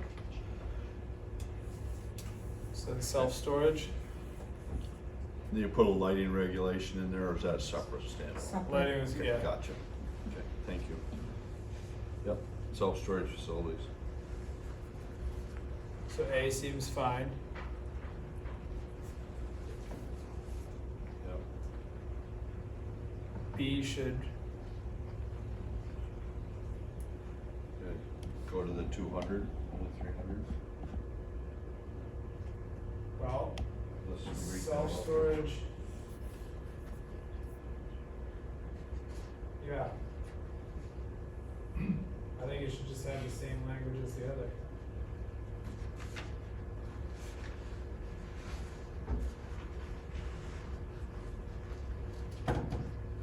Is there any reason why it wouldn't? The height could be the same. Coincides with what's above us there. Yep. Well, and that just brings the question, should the standards, should they all just stay with the same supplemental regulations?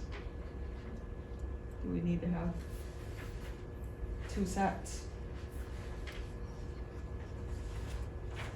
Well, That's true. one thing to acknowledge is that throughout most of these conversations, the self-storage versus commercial storage distinction has tended to circle around the height. The self-storage is typically one story, but our self-storage definition does not say one story. Right, And then this says in here, all buildings 20 foot in height or less. So that's making a height distinction. It would, You wanna lower that? I feel like this, to me, self-storage as it's written, this is where Mm-hmm. closer to the setback for shorter would be acceptable, and then if it exceeds a certain height, that's when it would get back to the 200. Because by all measures, the intensity of the use would be lighter than the warehousing. gotcha. Because we got plenty of examples of single story Yeah. close to the road, it's not obtrusive. 20's reasonably tall though. I mean, those ones over capacity self-storage, those things are probably topping out at like 12 feet. Over, Yeah, by Lowe's. If that, they might even there be might 10. be lower, tens. Over on Fochman, like Conway's not that tall. Leave it No, I think they're 10. 10. Yeah. And on M68, Northland's not that tall. 12? It's also 12. Yeah. Feel like that could be 15. Like 15 or less could be the minimum setback, and then 15 or greater would be the 200.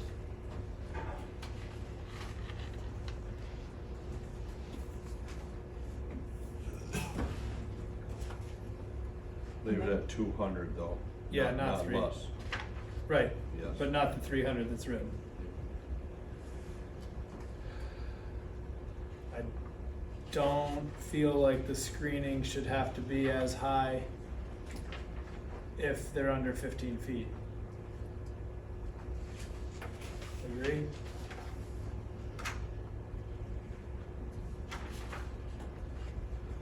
It seemed like it. Yeah. We don't need to have trees taller than what we're trying to screen. No. Right. Should you go with the 8s on there? 6 aren't getting too much. Same language as before, just 8 feet. Yes. I think that would be fine. Same language as what we came up with in the first one, but 8 feet.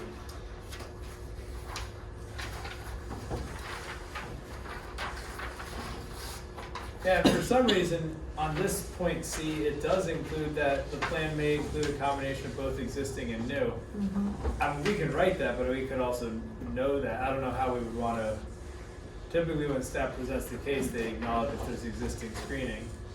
But as is the case with the Meyer case, the screening was there, but it was not explicitly stated that it had to stay there, and then down they go.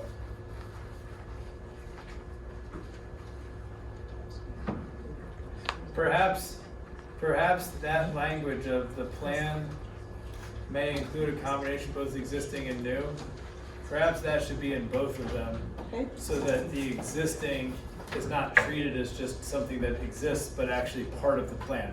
Right. Because that was the challenge with the other cases, we didn't have really any leverage to say they violated the plan, it was just marked as existing. Right. Separation of 15 is fine. This is where the hard surface came up. Off-street parking area shall be hard surface and properly drained. Is there some other language that we could come up with that doesn't say hard surfaced? Or should we just say all parking driveways shall be properly drained? And, I mean, These uses are allowed, we're gonna put special use in different districts, right? Special use in B2 and permitted in Aye. I. So I just put a note that based on your previous discussion that hard surface such as gravel, asphalt, or concrete. Okay. Gravel, asphalt, concrete, yeah. And properly drained can go away because we There's require gonna be a drainage plan, Drainage. yeah. Could it say, asphalt, gravel, concrete, or equivalent? Mm-hmm.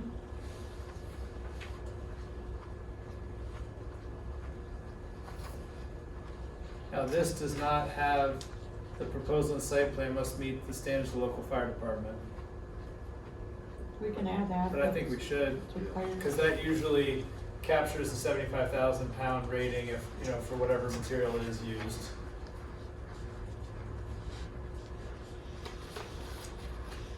Yep. That's an I. F feels, F and G need to be combined into something that makes sense. and is it not already captured in the definition? Well, what's there in F falls on its face. It just, the use of the premises shall be limited to storage only and shall not be used for any residential, commercial, or industrial uses except, wait a minute, that's what we're storing. Right. But what's missing is in G. Any residential, commercial, or industrial uses other than storage have to be removed. If you combine the two, they make sense. If you don't, half doesn't make any sense.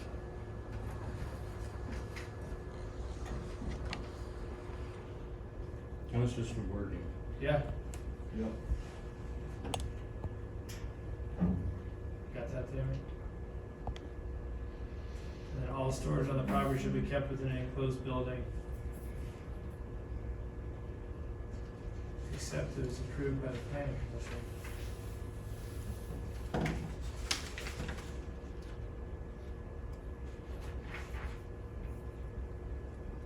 That is a distinction, that's another distinction between commercial and self-storage. Is that commercial talks about where commercial outdoor storage could take place. Whereas self-storage says everything has to be in building.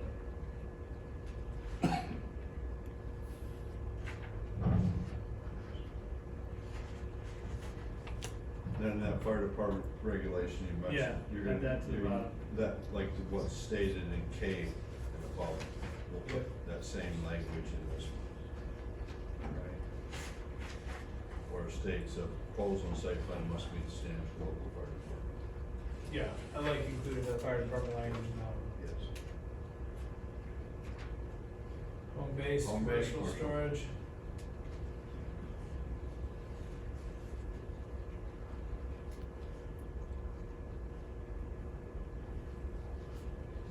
Two, for the owner occupancy, buildings and uses permitted shall only be approved on properties occupied by the owner and be the primary place of the owner's residence. That sentence, I know what it means, but it seems clunky. I feel like the owner can only occupy one property. It says on properties plural occupied by the owner. But I think there's a way to reframe that in the affirmative and just say, buildings and uses permitted shall only be approved on the owner's primary place of residence.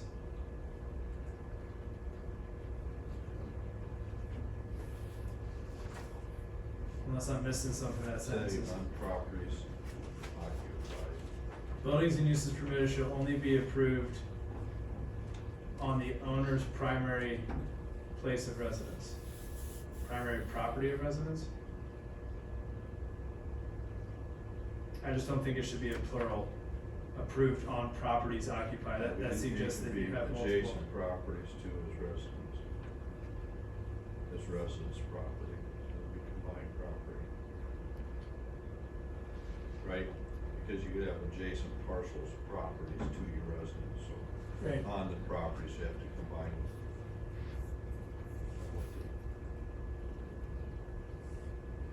And property size is 10 acres or larger by description. Building size is fine.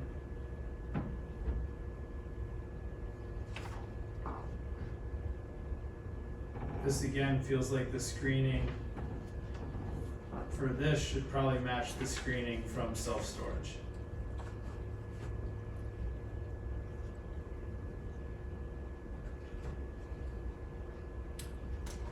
So this is where, you know, it's farm forest, FF1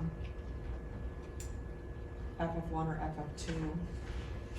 Does it need to be screened to that extent? And, you know, it's their residence. Yeah, so I mean, we're putting Yeah. some of the onus on them, cause the setback could be shorter, well, it is shorter. The height could be taller than self-storage. Right? So you could have it closer to a neighbor, taller than self-storage, potentially with less screening, and we're banking on the goodwill of them being stuck living next to it to keep them in check. I mean, I'm fine putting it in there if that's what you'd like. Since you put it that way. Yeah. That's true. Yeah, I mean, it's a commercial. I mean, and again, like, this is gonna go with the property, right? So if Right. that's where they live, and then they build it ugly and big, and then they leave, The neighbor lived with it. the neighbor Yep. lives with it.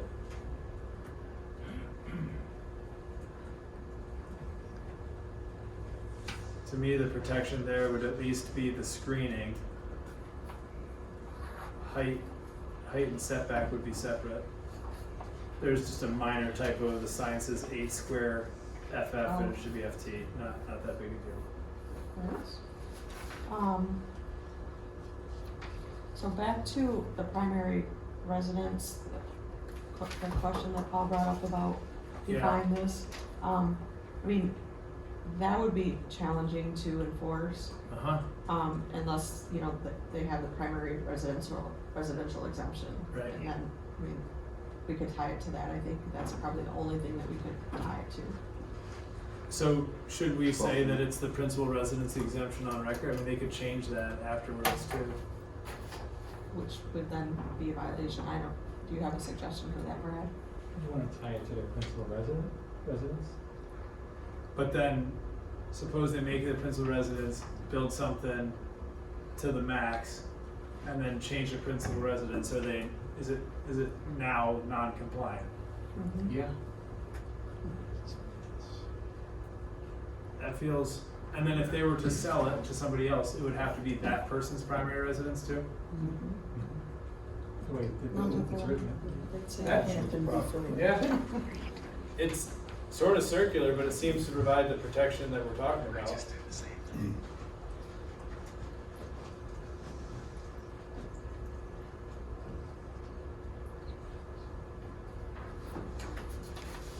Back up to 2, right? That was John numbers. Yeah. Yep.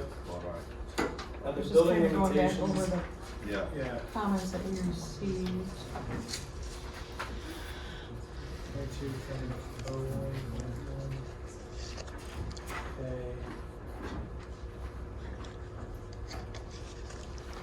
And I'm in 22.01.1.A.4, there's no, so that the height limitations would just be the standard building height limitations. Right. Which is 30 feet. Right. And you would already have to have 10 acres to do this in the first place. Right. I mean, do you want to include a 100-foot setback or some other setback like that? The standard setback in this accessory use is 10 feet from the rear, 5 feet from the side. No, it's 20 feet on the sides in farm forest. If it's 200 square feet or less. Got it, That no, is- sorry, Yeah. wrong chapter, wrong section. Okay. I think 50 would be appropriate. 50? Yeah.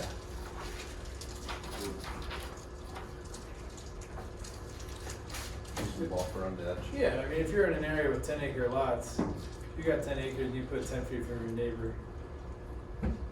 That's, 50 feet. yeah. And then all other setback standards would apply, 20 feet on the sides and 3,500. I was proposing 50 feet from any side. All the way around. Yeah, because if they had a neighbor on the Front, side rear, or rear, yeah. Front, rear, side, 50 50 foot. feet would be the envelope They for give this room for use. screening to go in there. That's in farm forest for the home-based commercial. Yep. And some might already have that screening. Yeah, they might already so have- they're good. There goes 50-foot buffer. Okay. That seems good. Think we clear as mud? Yeah. Here's Bud. We did it. Knocked it out. Thank you. Now, the question is, Laura, do you want Tammy, to see Brad, it? everybody good? Do you want to see it before we, send it to the townships, or, we could put it together and bring it back next month before we go to townships? We want 2 months for the townships. Typically, that's what we do, So so. next month would be July. If we reviewed it next month and approved, then it would, our moratorium goes till September 1. I think we have to put it together and publish it for next month. I mean, it What- can still be changed, right? After you go to public hearing.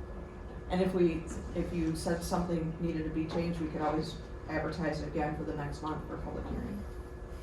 I guess Which my, they put it together, get it ready. can we look at it once more before it goes out? You could, but we We We couldn't wouldn't have be any able to do- deliberation unless you have a special meeting. Because we wouldn't be able to Bless do you. 2 months with townships. Right. So what's the better trade-off? Less than 2 months with the townships or foregoing a chance to review? I feel like we should look at it one last time. I mean, it's a policy of the planning commission. We could always put it together and send it to the townships and say, this is the draft, and we plan to go to public hearing in August. Yeah. I trust them unless we have to make an amendment. I mean, we could write the legal notice such that it could be modified or tweaked Yeah. by this planning commission during the public review process. Okay, so the draft could go out and with our best guess of what we just came up with. Right. Yeah, and I mean, we could send it out to all the planning commissioners. If somebody raises a red flag and says, hey, this isn't what we discussed, Uh-huh. we certainly could hold off on that. So there's a chance to draft it up, based on what we talked about tonight, send it to these planning commissioners. If we have any red flags, reply To only us. to staff. Then it go out to the townships, and then at our July meeting, we would be able to discuss it, but it's still out there for the 2 months. Right. And then That feels- publish for public Planning hearing commission, in August. Township board That will seems be reasonable. July and August. Yep, that gives everyone cycle twice. That feels right. And that'll do right by our moratorium deadline.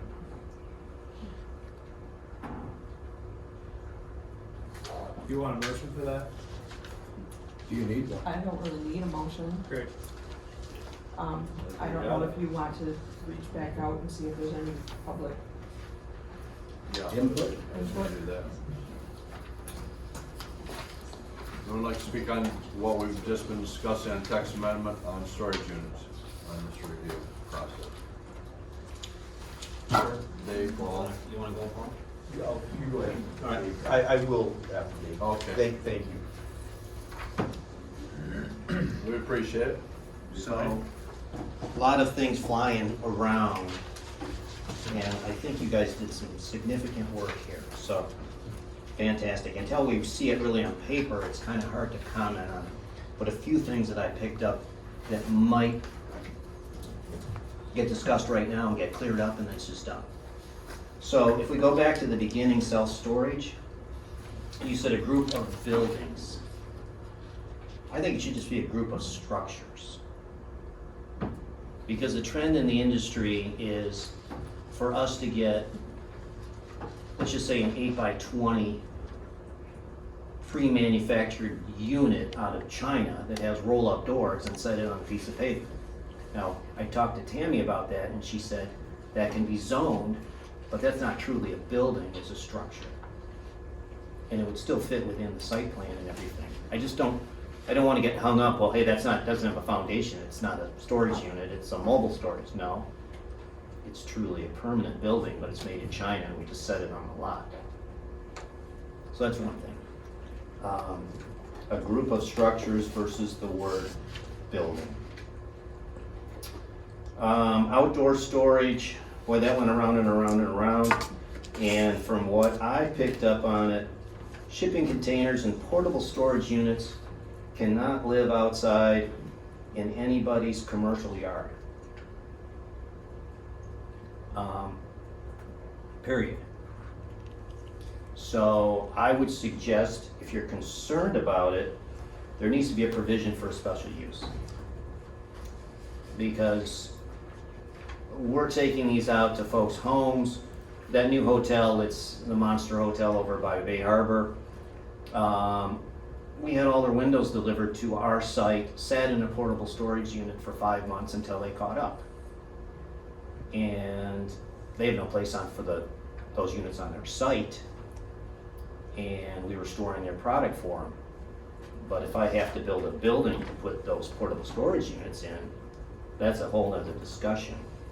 So I think there just needs to be some wiggle room. We can screen the heck out of it, we can do whatever and move it 300 feet off the commercial access, but we need to be able to store those products appropriately and service the community.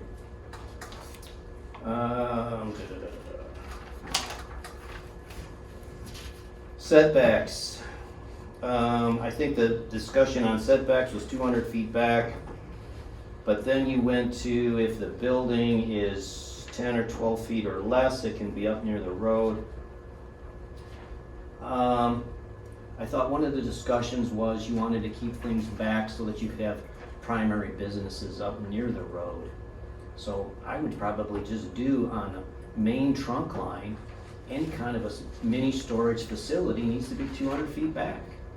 And you're saving that front 200 feet for other businesses in the community, however that might play out. I think that's what we did, 200. I think when you went down to a shorter building, you said we can build it up close. That was a discussion. I think it was discussion, but good point, but I think I got 200. We have, as I marked it, should we, If you, I just want, are we having a dialogue or? No, I was just, Okay. no, well, we are. Okay. We're all good here. I think, but yeah, I'll sit down whenever you tell me to sit No, down. no, but, no, I just don't wanna engage if that's, I don't. no, go ahead. What's your understanding? Yeah, my understanding was that for self-storage facilities specifically, it was all buildings 15 feet in height or less shall meet the minimum setback standards. All proposed buildings 15 feet, greater than 15 feet shall be set back 200 feet from a state highway right-of-way line. The point that you just made that's not captured in this is about the trunk lines versus separate roads. Yeah, if we want to maintain those corridors, Right. everything on those corridors is 200 feet back. If it's on a smaller West Conway road, you know, rock on, do what you gotta do. Fencing, you went around and around on the fencing. I don't know what my definition of that, and I agree that something larger needs to be there to screen things. But that facility down in Traverse City has a very creative fence that looks kind of like the building and that did the job, and I don't think it had a lot of landscaping. Because in front of a commercial building, you got plowing, you got all that maintenance, you got all of that stuff. So maybe there's a little bit of opening for something a little different than just 12-foot trees. Not the one I was doing in Traverse City is out in the rural, not the U-Haul. Yeah, no, what was the name of that one, Matt? CubeSmart. No, this is just some, looked like boat storage type, pole barn buildings. It was on, Over on the way to sleep there? out towards, heading towards Empire. I said 72, I think it's 33. Okay, I'm not familiar with that. But Yeah. it was, they were just like something like you have, like but they had them set back and they were totally screened. I think they were like a boat storage facility, but they were pole barns, probably 12-foot eaves, with trees in front. It wasn't a Okay. stick in your face, but I appreciate it. Yeah, I think there's just some opportunities Yeah. there to be a little more creative than just Sure. nail it on the trees. Yep. And in the commercial warehouse building, the garage door greater than 100 feet can't be shown at the roadside. Was that correct? 80 square feet is what they came up with. 80 square feet is the maximum door that can be on the roadside, and this is for like a truck terminal. For a commercial storage facility or warehouse. Right, and that'll all be set back and that'll be screened, I'm assuming. But what I'm thinking is one of the issues that we see on these larger facilities is on the second and third floor, they turn that into a marketing opportunity. So I think a statement needs to be made, we don't want to see garage doors on the second and third floor. They go to nowhere. Especially when you've been working on keeping the wall perpendicular to the road clear of these things. So I just think that's an opening that needs to be discussed. I don't know how you deal with it, but they can screen everything in the first 12 feet and then on the next 18, carte blanche. Even though they might not be using those doors inside, it's just a big marketing wall. So I think that tonight's discussions were very powerful and I think some great compromises were made. So thank you. Thank you.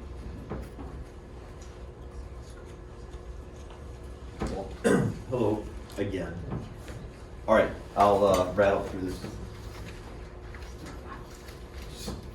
Comment was made about woodland builders and the sheds. I'm assuming that's considered outdoor storage. That's maybe an observation. I'm not sure how that's being observed here. Landscaping and trees, I know you guys have talked about it, so I'm not gonna belabor it. There's different opinions on that, filtering versus total screening. I think though, when we look at the farm and forest district and the special use, I like the fact that you're considering increasing the setbacks. Something to consider would be actually defining what a front yard is rather than just having a 50-foot setback. I really, the huge pole barns throughout the countryside, to me, are more concerning than 2- and 3-story buildings along our state corridors. I've stated that before.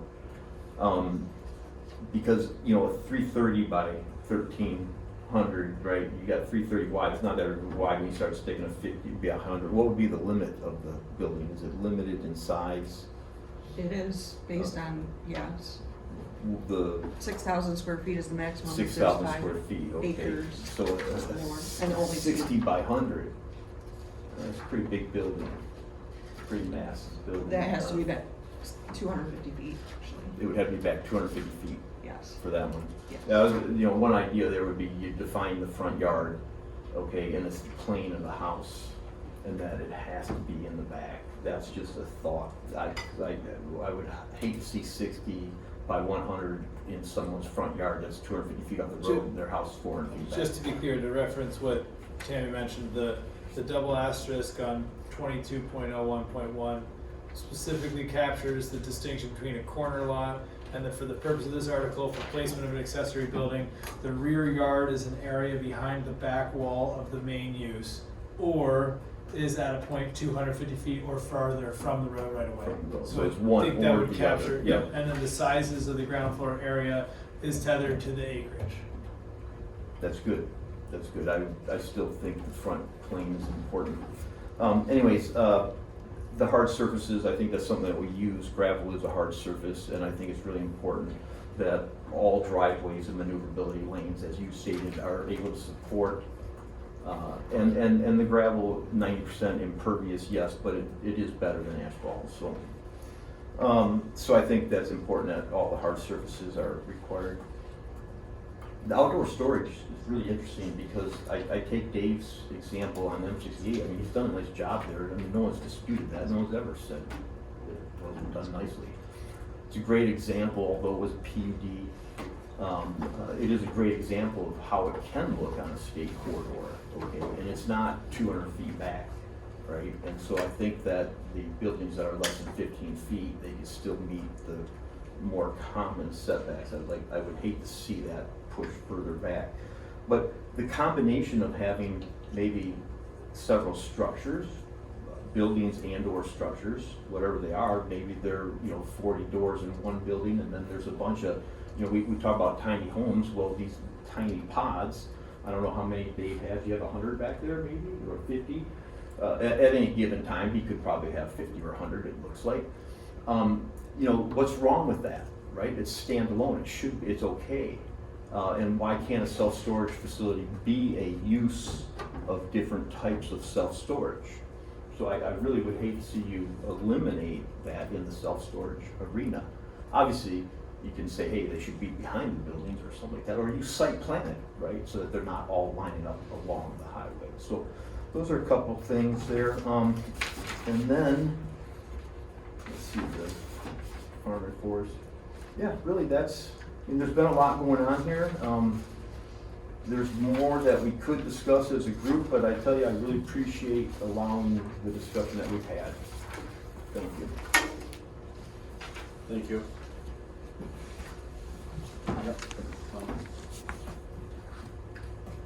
I'm not sure I've followed all of these because I really don't know that much about storage, but on the last one where you were saying the 50 feet in farm forest, I don't feel that that's far enough. Particularly before there was zoning, there are homes that are much closer to property lines, and I think it would be better if you could set a distance away from any homes, like 100 feet from any existing home, before you let somebody do that, just because somebody maybe have a home right close to the property line and then have something towering over them blocking out the sun. So, thank you.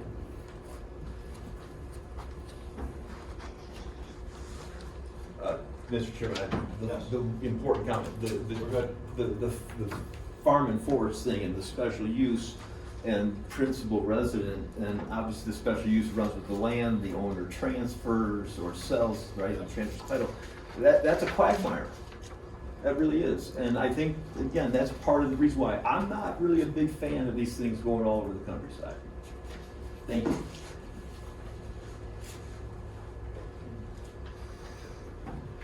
Anyone else like to speak on this? Okay. Another discussion on this topic before we move on? Good. I just want to acknowledge the distinction between building and structure is an interesting one.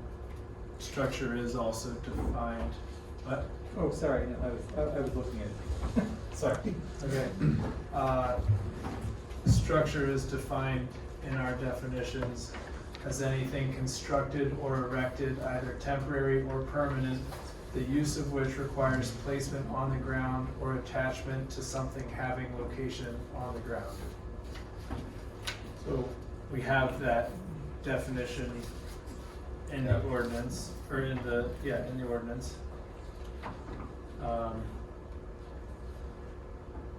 It's much more encompassing than building. Yeah. Good or bad? I think it's a good Yeah, recommendation. I mean, I think it's, Added building and structure. I just think structure would be Strictly fine. structure, because we have it there. Is that what you said? Commercial structure or group of so structures. it'd say a structure or a group of structures. Mm-hmm.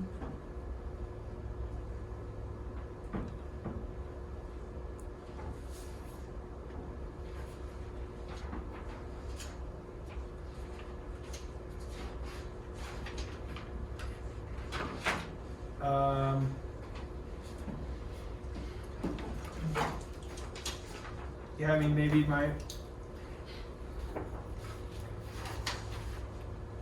all of a sudden portable storage unit and structure start to blur a little bit.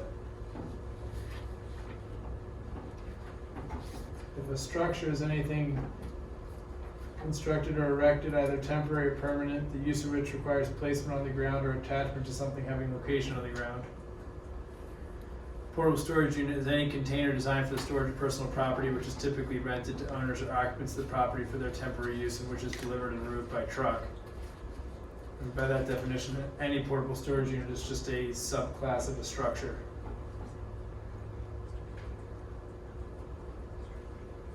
My personal concern is that if we change it to a structure or a group of structures for self-storage and commercial storage, then you could say you have a commercial storage facility that is nothing but 500 mini structures sitting on a lot, which is not what I'm intending that this is suggesting.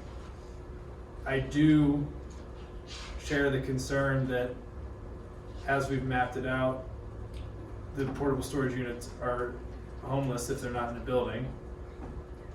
That's something that's a gap. But I've got concerns about just changing it to structure, because then there's no limit. I would rather find a home for the portable storage units in a bucket of our choosing now than to change building to structure and find a whole self-storage facility comprised of nothing but temporary structures. Mr. Chair. Good point. Someone has appeared at the podium. I was reading through some things. Yeah, and, Yes, sir. and Tammy and I talked about this, as well as Laura, that if I build a facility of structures intended to be a mini warehouse complex, that would all be zoned, and these would pretty much be permanent buildings. They just don't have foundations. They sit there, they don't move, they don't go in and out, they don't do anything. It's totally different than a portable storage unit that goes in and out, or we shuffle them around, or we stack them up, which could be a whole different part of the yard. So that's just where we're at.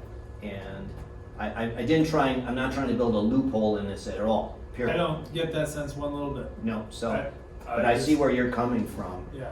But when the trend in the industry now is that a lot of these 8x10 units come in group of 3 from a factory in China, it's really not a building.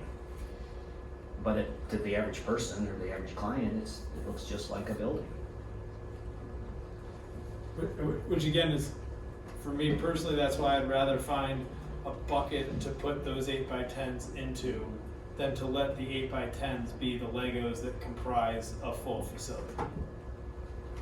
But I'm one member of this board. That's my concern. I'd rather designate, portable storage units can live in commercial outdoor storage, and that's their bucket, rather than saying many portable storage units could comprise the storage facility. Put them in that commercial outdoor storage. Correct. I think that's what Right. Paul touched on.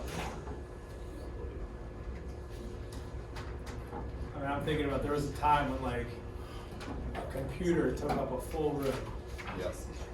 And it could just do simple calculations. And the rules written for that would be so different than a phone now. So, I understand we're thinking in the context of buildings and structures. Brad is. Yeah.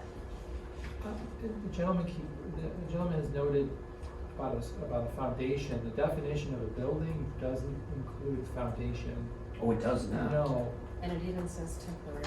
And it does include the concept of temporary. It has a roof supported by columns and walls and is intended for the shelter and enclosure of persons, animals, or property of any kind. So a building is just a more specific type of structure, but you may not run into the issue with the foundation because it doesn't have a foundation requirement. Just pointing that out. If you added the commercial storage, option 1, that sentence, into option 2, because that does include the portable storage units, in option 1.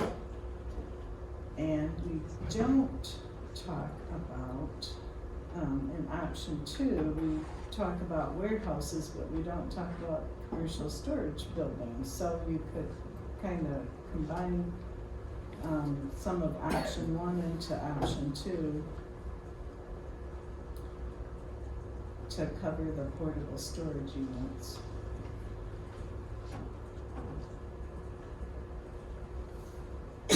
Oh, You're on the commercial storage, option 1 and 2. Mm-hmm. at risk of calling into question the last couple hours.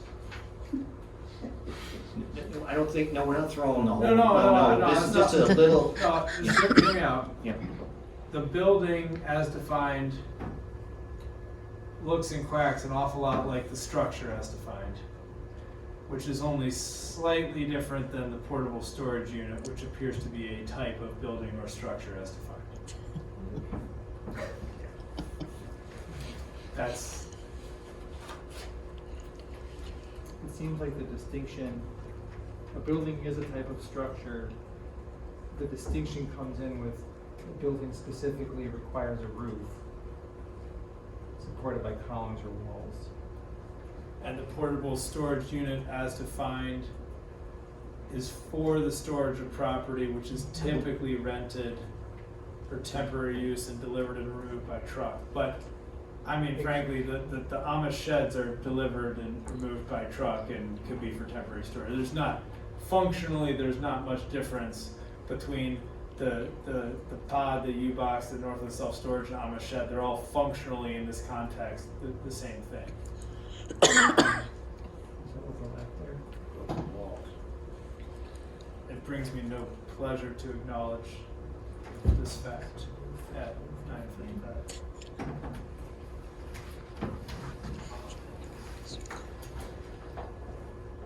Mr. Chairman, if I can Yes. add one. Go ahead. If we, I guess we kind of narrowed it down that this is probably not a major issue between the wording of all of this. Because all of this has to be approved in zoning to make sure it's approved. Now let's talk about the portable storage units, the portable sea containers, etc. Maybe how you define that is, we've got a specific area in the yard and they can only be stacked 1 or 2 high, and you can only have 30 units or 50 units. That can be all handled at a meeting, so it's allowed, it's screened, it's managed, it's in an area that everybody approves. I'm not talking about sticking these in the field in somebody's face or anything. But there's just so much of this stuff that comes back when they're remodeling our house. There's water damage, there's a fire, there's, the uses are endless. Yeah. Just to be clear to that point and to the board, I am not really concerned about well-intentioned good actors going through the proper channels. I think making a plan, drawing up the plan, adhering to the plan, I think this is all fine. I'm concerned more about our exposure and how